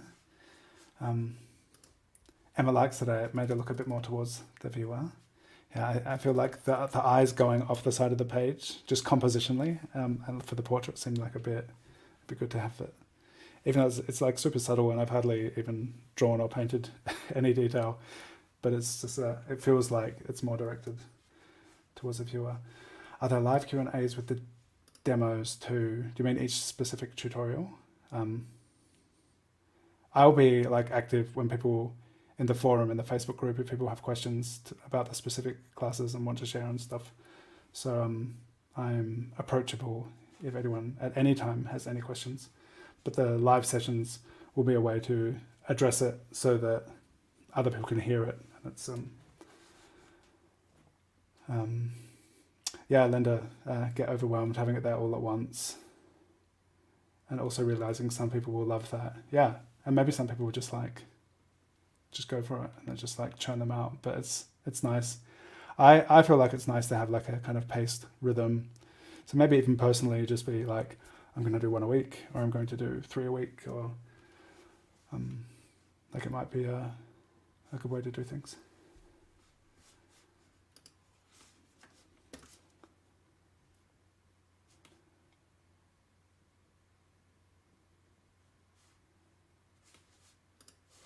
Yeah, having the drawing first helps, I think, as well. And when I think back on my experience of learning, like there can be this really beautiful looseness in like just not having much of a drawing and just kind of being really expressive playing with it. But for me, I definitely feel like having the I've practiced drawing so much and realized that it's such a strong kind of framework to put something onto. So having the drawing first, I also feel like it's going to be helpful for people who are particularly like learning early with watercolor. Like it's it can do some strange things. So it's nice to have something underneath that's kind of holding it there. Linda will be joining. Hooray! What's that, Shannon?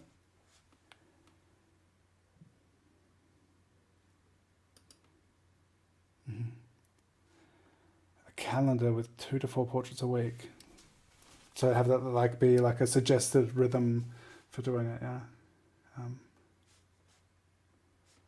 Yeah, people won't. I think 1 a day is like a big ask. Some people will do it, but it's hard to keep up with. So that kind of pressure, I don't know, is it's big. Yeah, and it would be a shame if people like slow down because they feel like they can't keep up. And that's like, my course is not going to be 30 faces, 30 days. There's not going to be this like 1 a day thing happening. So I hope that it doesn't have that kind of pressure. And it's a different, I feel like it's kind of a different method of learning as well, because this is me taking you through 15 different portraits, whereas 30 faces, 30 days or let's face it, it's like every session is like a new teacher teaching something different. So there's a continuity, and my idea of what I'm bringing in, particularly in the beginning, there are some lessons where it's like limited palette and really focusing on a particular position of the head and things that I address in each one, which I, throughout the duration of the 15 portraits, I can kind of like reference back to. So that's very different than having like these daily challenges where it's a different thing every day.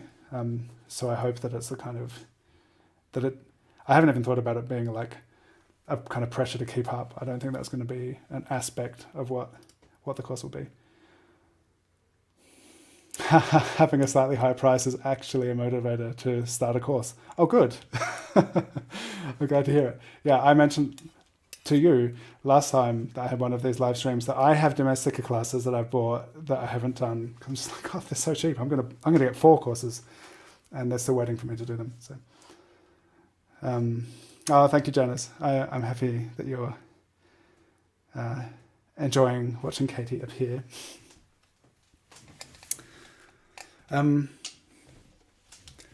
Just reading the comments and talking is kind of a good opportunity to let it dry a bit, and maybe drawing in a bit more now. This could be a good time to do some more drawing. Or to go to bed. Thanks for being here, Barbara. See you on Tuesday.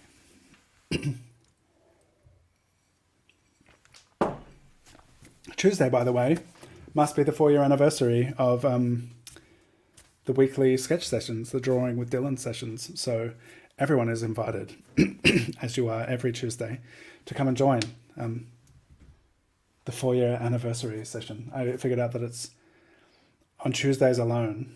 I've done over 5,000 portrait sketches in the last 4 years. Yeah, so that's been a big part of my practice, and I've never done anything like as consistently for so long. I have a magenta pencil now.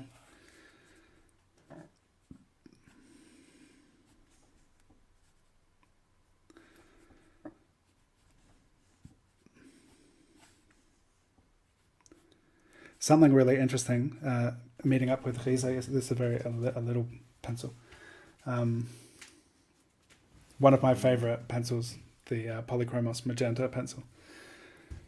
Something really interesting meeting up with Risa yesterday.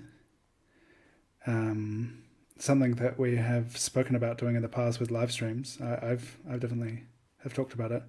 Is the idea of having like I'm not exactly sure of the format yet.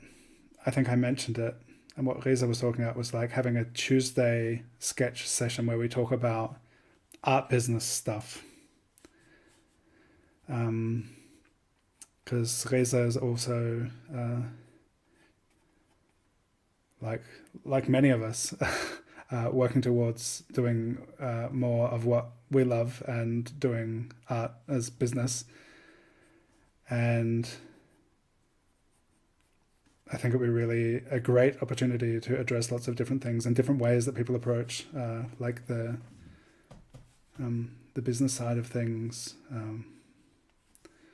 whether it's like making prints or not making prints or working with galleries or the various avenues of doing things. And it's been really interesting. This was something Lisa mentioned as well, that throughout Drawn Together, that it's been really interesting hearing like how everyone we've spoken to, every guest we've had, like has a really different approach to the way they do their art business, like what it is that they're actually doing and what they're offering. And and I think that's a really interesting aspect of, it's really great in the Drawn Together show, being able to talk to so many people that do all these different things.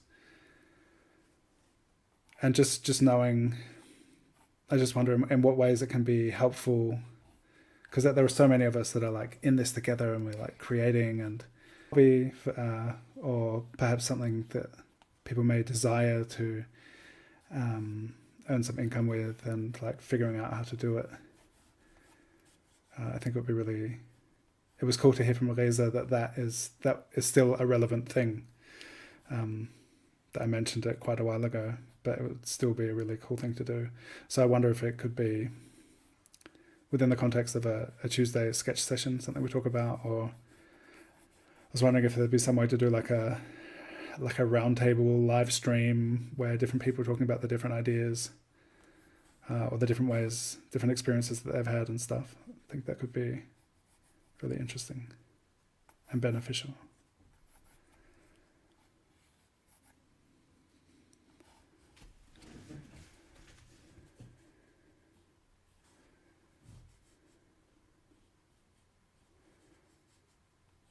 Oh yeah, Mm-hmm.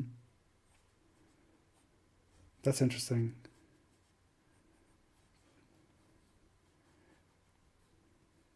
Yeah. So Shannon just said in Zoom that pre-pandemic, the more YouTube channels were about how to enter like visual development or how to earn a living from art, like in different uh, fields, branches that people can kind of move into. And that with the pandemic, it became more about like doing stuff together, or like what was the shift? Do you think?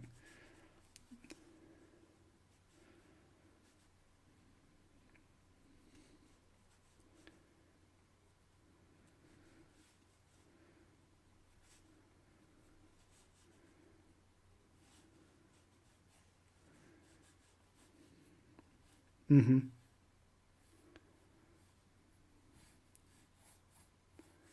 Ah, that yeah. So like more personal development rather than focusing on entering an industry, kind of like yeah, a lot of classes. That was a big thing, and it was wonderful and amazing for me. Like online classes. Um,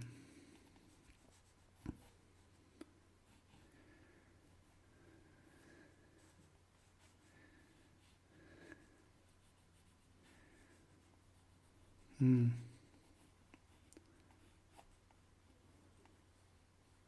that's all right.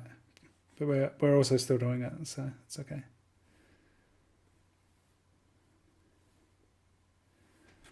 Is Sabra still here?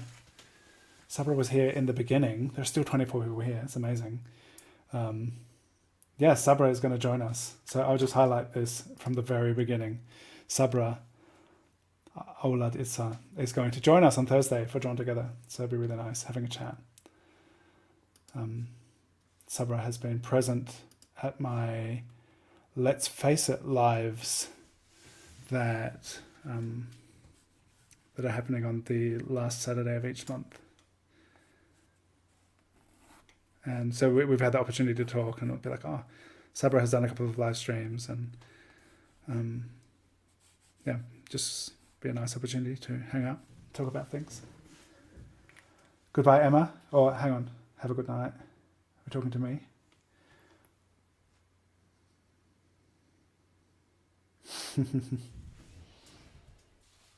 Thanks, Shannon. Isn't it neat? I watched him draw my son as well. Oh.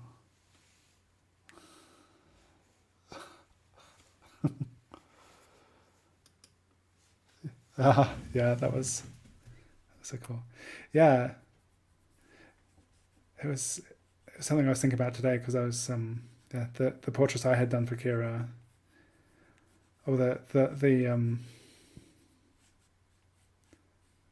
it's also something I talked about with Reza, and something I've wondered about a lot, like kind of who commissions portraits and who do they commission portraits of. And conversations I've had with Kira, it's just like you do all these portraits and they're really cool, but they're like no one knows the people, so why would they want the pictures? And I know that I just love portraiture, and I have some portraits that I have purchased just because I'm like, oh, that's so cool. But it's an interesting, just thinking if we're thinking in like a business frame of mind, like what portraits, that either there's just the pure like artistic side of like the exploration of painting and just making images that we really like, but then it's an interesting challenge to be like, how can that be presented in a way which makes it interesting for other people as well. um, cats are cats the most commissioned portraits. Yeah, but it's interesting that because a lot of people do pet portraits, and it's also something I for a while was like, okay, I'm going to do pet portraits. That'll be my thing.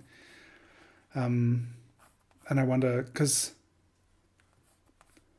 I don't know who commissions portraits of themselves. So far, the commissions I have done have usually been of children, loved ones, friends. Is that the one you've shared with me? That someone was it upsetting to you about someone who wanted a portrait of themselves? Yeah, my dad is a portrait photographer, and so for a long time, so it was family portraits, wedding photography, and so it's like special events and family, and the yeah, it's a special thing to be commissioned, to be trusted to make a painting or a drawing of someone's loved ones.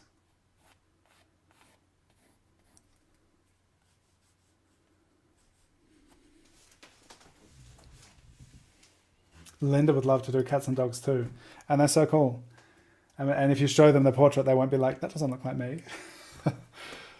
um, de- Depending at where you're at in your journey. That was something I saw recently. It was almost like I'm sure we've all been there. It's a very uncomfortable and important phase to get through, and maybe it will always be like that. I was like, "Oh, that does look like me, but I look really grumpy." In the portrait I did of Holly, I remember the way she posed for it and was so like regal and really entering a personality of the costume. And when I was working on her portrait, she was like, "Why do I look unhappy?" I was like, "Oh, you weren't unhappy. This is part of the demeanor of who you were, who you are as this character." But then as she was looking at it, she was like, "Oh, I look unhappy." But it was she doesn't. She just looks very kind of proud and discerning and regal, as was my interpretation. What was that? Yeah, yeah. And funnily enough, I was looking through some old photos and I saw one of her where she's like less than a year old and she has the same expression.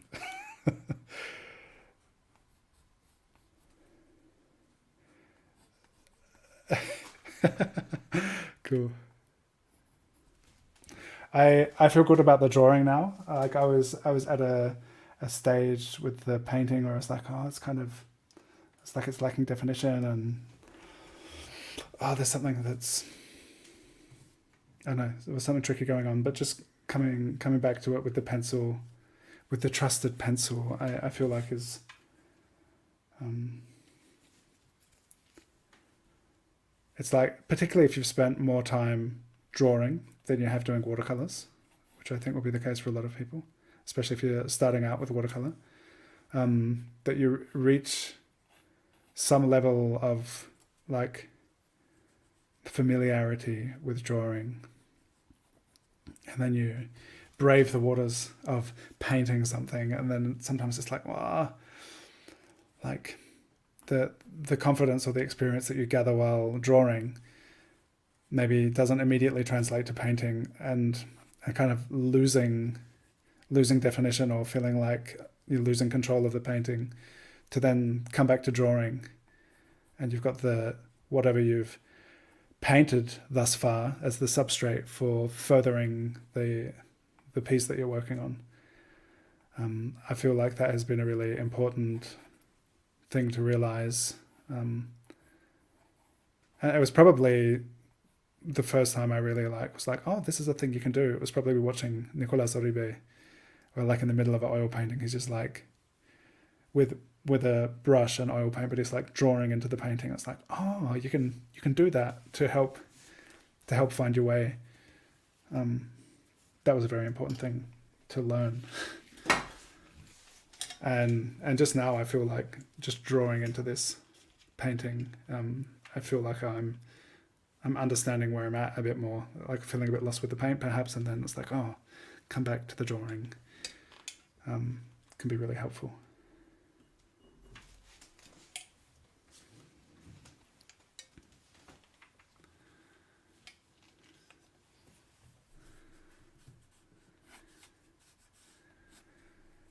And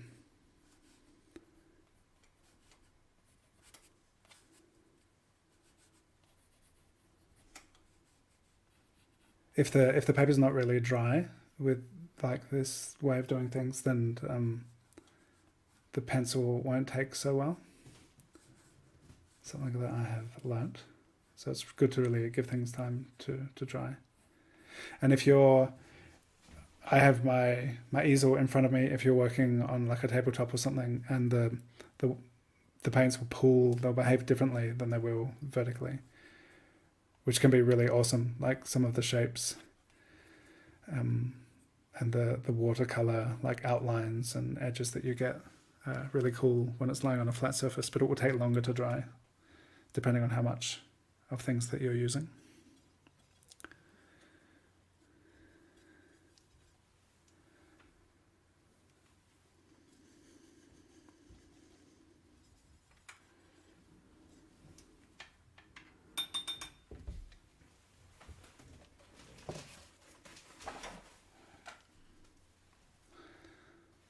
All right, I'm like 2 hours into the live stream now. Spent a while just talking in the beginning. But none of the lessons in the course are longer than 2 hours. Which doesn't mean you have to get it done in 2 hours.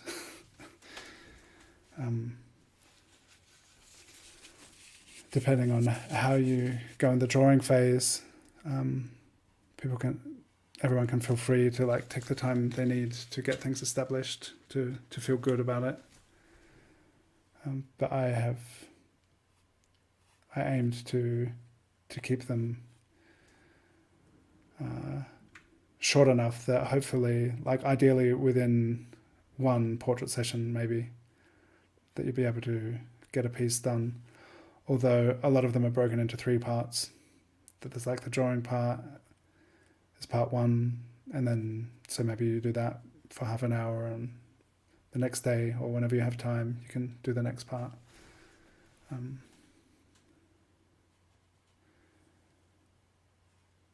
So people can kind of go through them at their own pace. And I think it's also important to realize that even if you've just got half an hour, that you can do something, you can get something done. Even if you've got 10 minutes. You won't be able to get a full session of one of the classes done in 10 minutes, but just in your general drawing practice to realize that you don't always need like a whole afternoon to get something done.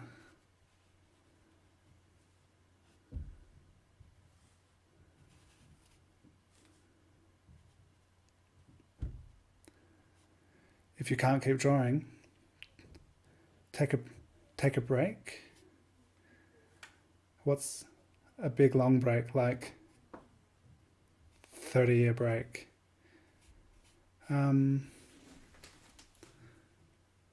Yeah.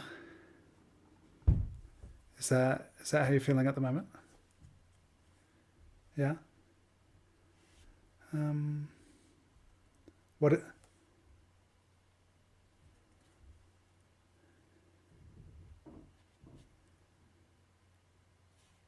is it that you want from drawing?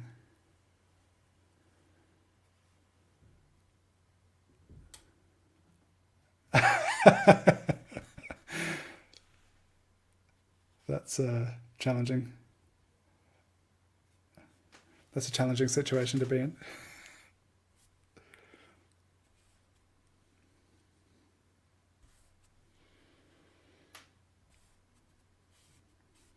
No, is she? Ah, my mum. I love you, mum. Shannon just alerted me to the fact that you're loving me in the comments.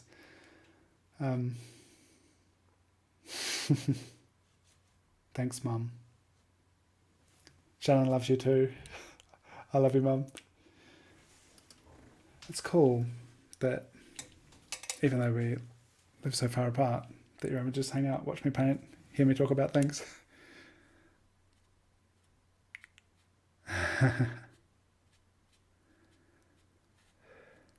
Shall I ask them if they will?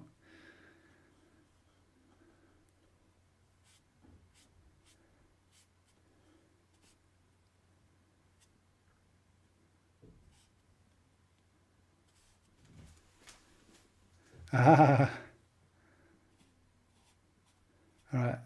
There's been a request for you to come to my Zoom room, Mum.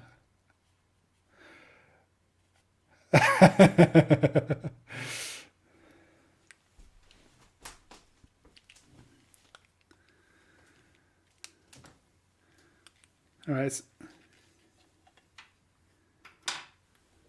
Okay. Yeah, that's also good. Our little neighbour downstairs, who is 2 or 3, called Icon Uncle a couple of days ago. That's cute. Icon, who was 10. So yeah, they're all. I don't know how does that work. Is that second cousin? Okay. Yeah. Cool. I'm the uncle.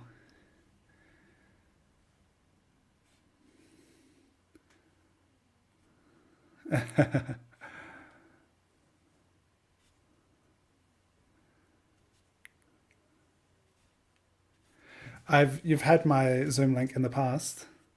Do you still have it? For those interested, there is on my website, which is dylanzara.com, and there is a page that says "Learn with me," and there's like a sub page, a little thing where it says Zoom link or something. If you follow that, there is a page that only has the Zoom link on it, and that's how you get into the Zoom room.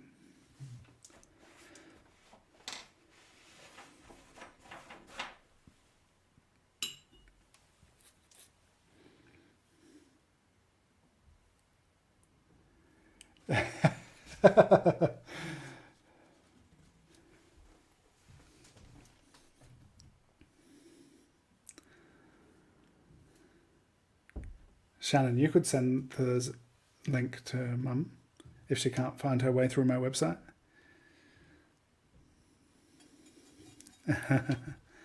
Cool.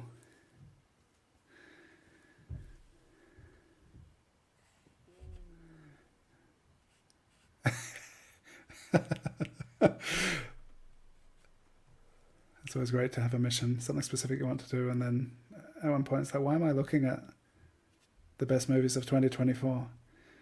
Oh, that's right. I wanted to send Mum a message.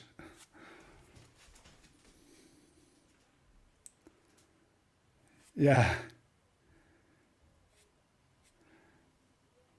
Yeah, it was to look at the time 2 hours ago, and now I've spent 2 hours on YouTube.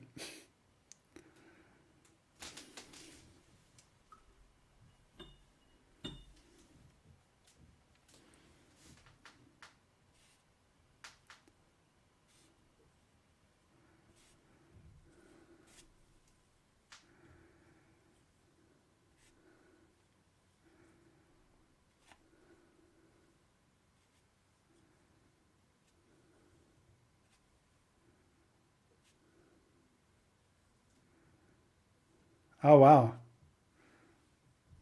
That was a while ago.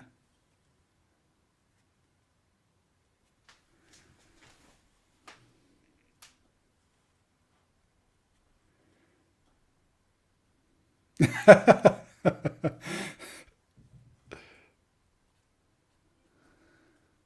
You can win some of them, or we can come close, but not all of them.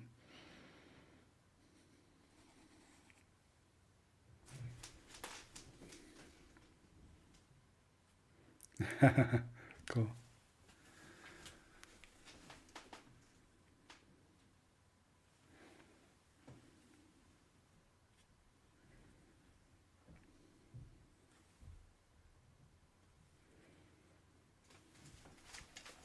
So it's interesting compared to other live streams or lessons, for it to be kind of like, rather than having a strict time limit of like, we're going to do this in this much time, at which all of those things are wonderful practice, and that's how I'm able to do most of what I do through that kind of practice. But it's interesting to be like, okay, I'm going to work on this until I feel like it's good and done. I feel like I'm getting much closer now. And I just did some things where I was like, oh, that's good. Just like value-wise, getting a bit darker and a bit more color in the face. Yeah, it's interesting. Like more like a commission, where it's like I'm going to do this until I feel like I'm good and done with this. It's a different process.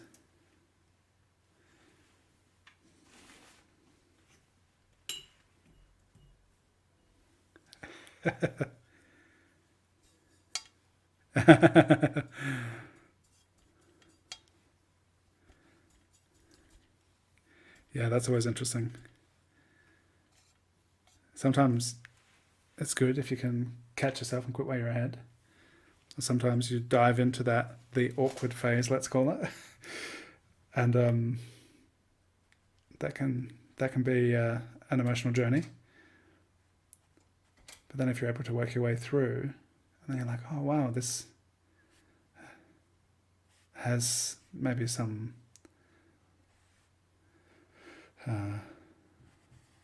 complexity, or just the challenge that's gone into making something which is a bit more involved, to be able to push through and to be like, oh, there's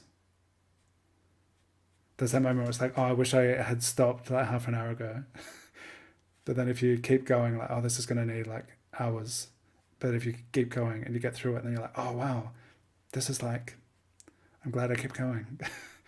And there's that hazardous phase in between where it's like the give up zone, or the put it to the side, try another day, or whatever.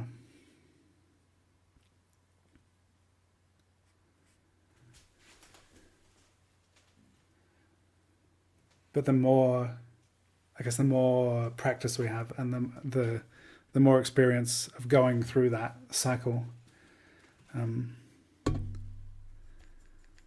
of the more often we can end up in a place that we feel like, even though things are a bit uncertain, that we feel like maybe we'll get to a place where we feel good about it.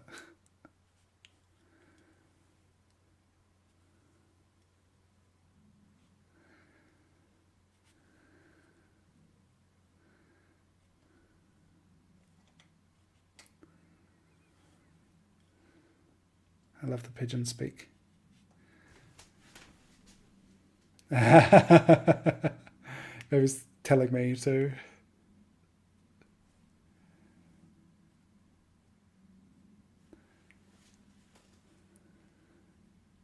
In case anyone's wondering, we're also joined by a pigeon in the Zoom room. That's what you're missing out on.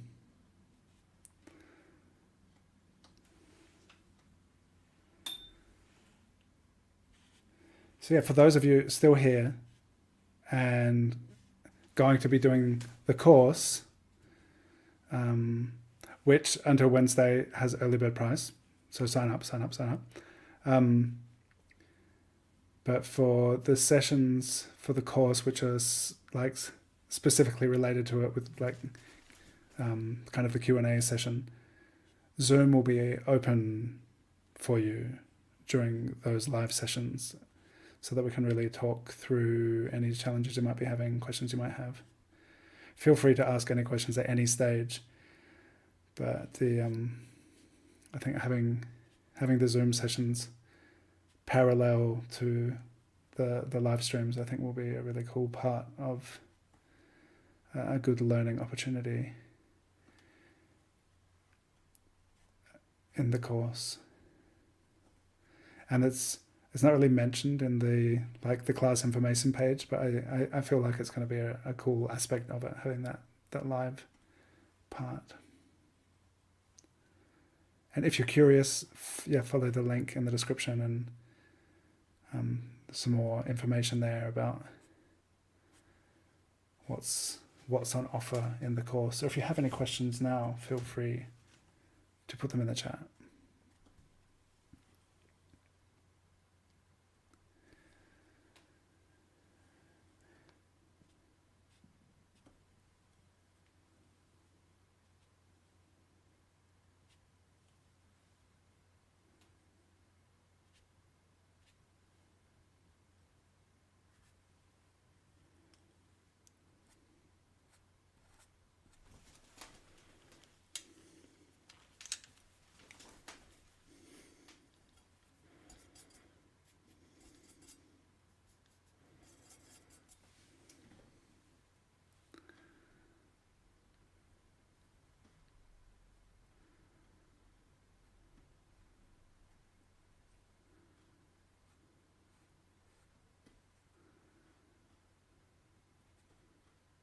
Louisa, where are you from in Australia originally?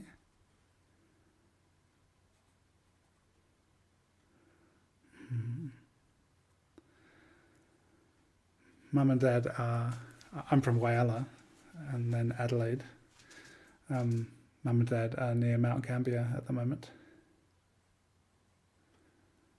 in their bus.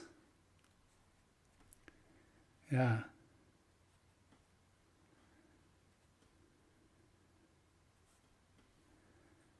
Oh, cool.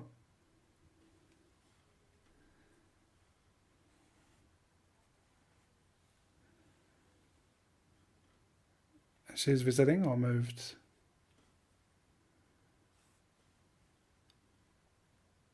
She visiting or she's moved to Adelaide?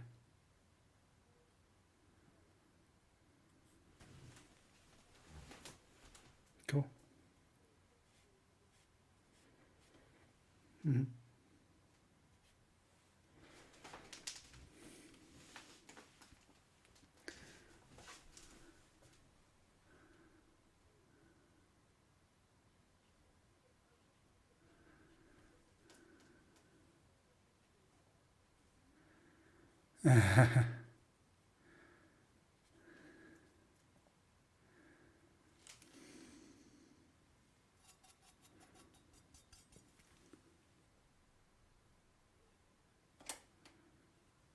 Starting to, this needs to dry.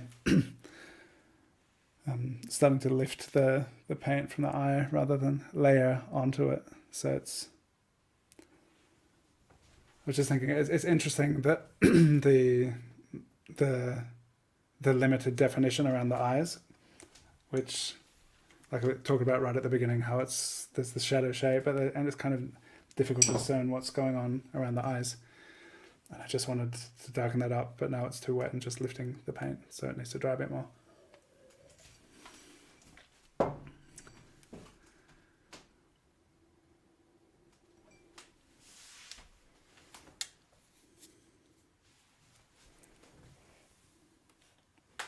Should I fix that eye soon, but it's got to totally dry. Should the background be more vivid green or keep it kind of subdued like this? What do people think? Janice, you still here? What do you think?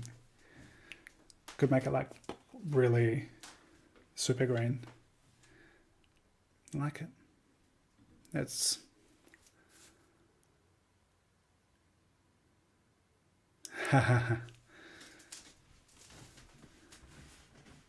vividified.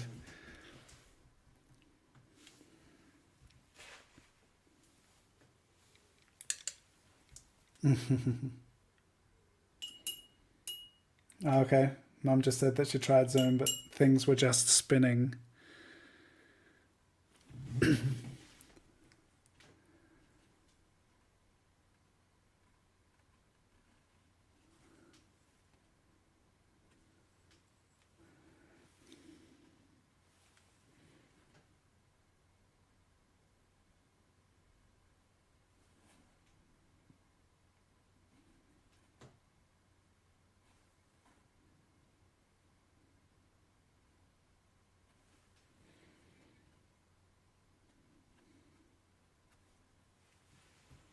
Okay. Subtle it shall remain.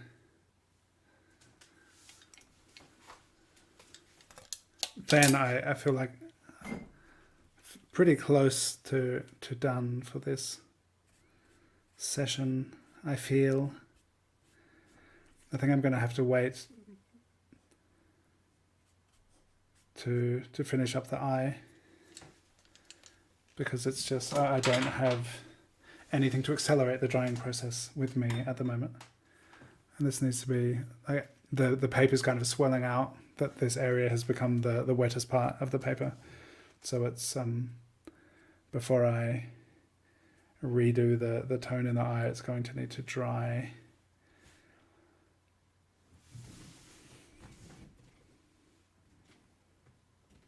So it could be done for now. It's not quite done, but it's almost done.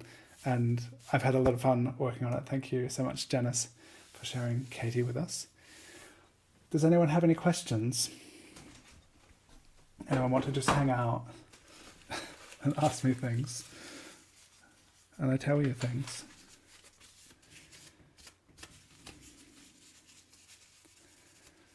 Thank you to everyone who has ordered zines recently. I have 9 new zines, including this one, and I've sent out a bunch of zines, so that's been fun. I think this is a fun part of the class as well, this kind of presentation, making zines. So that's going to be really cool. And I have discovered, I actually recorded a tutorial with Affinity Designer, which is a great software, but you got to pay for it. And then I realized that you can actually make the PDF in Canva, which doesn't cost anything to use. So I'm going to refilm the PDF tutorial so that I guess I could make both still accessible. If you have Affinity products, you could use Affinity Designer, but you can also use Canva, which is cool. And this is an A3 sheet of paper. If you're not familiar with this, I'll just get this out of the way. And it has a T-shaped cut in the middle. And so it's just one sheet of paper printed on both sides. So the most important thing, that the goal in making the PDF is to have a printable file which is in alignment, so that that there won't be much overlap of having the images kind of in the wrong place, which can be tricky to get that right at the printers. But yeah, I'll show you like the position which way to put which images, because there are a couple of spreads where these fold up, vertical spreads.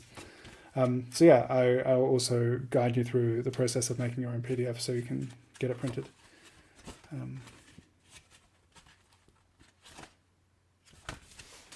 Which is a fun thing to do. Yeah, thank you, Janice. I can't wait for you to see it in person either. It's been really fun working on it, and I'm happy that you won. And I'll send you a copy of the zine as well, to go along with it. And I'm glad that you're looking forward to the class. Yeah, and I'm glad you appreciated this session. I will do, like talking about getting the landmarks, I will be doing another live stream soon where I will, rather than doing a full finished portrait, I will focus on different aspects of how we look at angles. That was something I didn't really talk about too much here, like how to actually get that angle of the cap, and how we get things in relationship to each other. So we talked about like getting things in that vertical axis in the right place, these different landmarks. So that was really helpful. But also understanding or being able to, we see things and then we draw things, and sometimes it's like, oh, that's not what I'm looking at. And just understanding the way these different angles relate to each other. And we'll talk a lot more about negative shapes, because it could just be, for example, and I'm seeing inconsistencies between what I've done and the reference here as I'm talking, but the negative shape between the bottom of the swords and the top of the hat. There are, if we look at all of these shapes and the way they are they relate to each other, that we can constantly see and recognize forms that are going to help us put things in the right place. So that's an important thing that goes towards getting a likeness, really, which doesn't always have to be the goal of what you're doing, but sometimes it is. So that'll be the next live stream, which is going to be, I don't know exactly when yet, but yes, a bonus zine, Janice. So the 27th is a Wednesday. Perhaps on the 23rd or the 24th. So that'll be the weekend before the recorded lessons go live. So we'll do a live stream on that weekend, 23rd or the 24th. I'll let you know. Subscribe to my YouTube channel and hit the notification bell. Then when I schedule a live stream, you'll be informed. And make sure you're checking out on my Instagram, and I will also put it into the Facebook group for the people doing the participating in the course. I'll let you know, and we will focus on measuring by eye and different things that will be helpful, understanding and double checking the way these angles and shapes relate with each other, and things which are really helpful when doing observational drawing. So that will be coming up for the next live stream. And that is it for today. Thank you, everyone. Last reminder that until Wednesday, you have the opportunity to get the early bird price for the class. And even after Wednesday, it's still going to be great value. So sign up anyway if you're watching this after Wednesday. And you feel like it, if you have the capacity to, if you have the means and you want to, then please do. It's going to be super fun. And if you would like me to draw your child or you or some other person that you love, you can visit the link in the description to the commissions page of my website, where there are a few examples of different mediums and different sizes, and everything is customizable. So if there's a specific size or something, or multiple people, just start a conversation. And I enjoy painting people for people who love those people. So definitely get in touch if that is the thing that you're interested in at any occasion. Keep that in mind. And just, thank you all for being here. I will big again. That's not, here we go. Here I am. Thank you. I really appreciate the fact that I'm able to be here and share with you, and that you hang out and you draw and paint with me. It's a super cool thing to do, and I'm really grateful that I'm able to do something that I enjoy so much and share it with you. So thank you for being here and creating together, and use these, where am I? These on Instagram, or wherever you're posting, really, TikTok, YouTube as well. Hashtag drawing with Dylan, and this is my Instagram, at Dylan_Sarah. I think Dylan Sarah Draws on TikTok, and just at Dylan Sarah on YouTube. Tag me. I'd love to see your work, and we'll share it with Janice as well. Janice_prize_art. Can't wait to see your work. Thank you for being here, and have a wonderful week. You are the best. Until next time.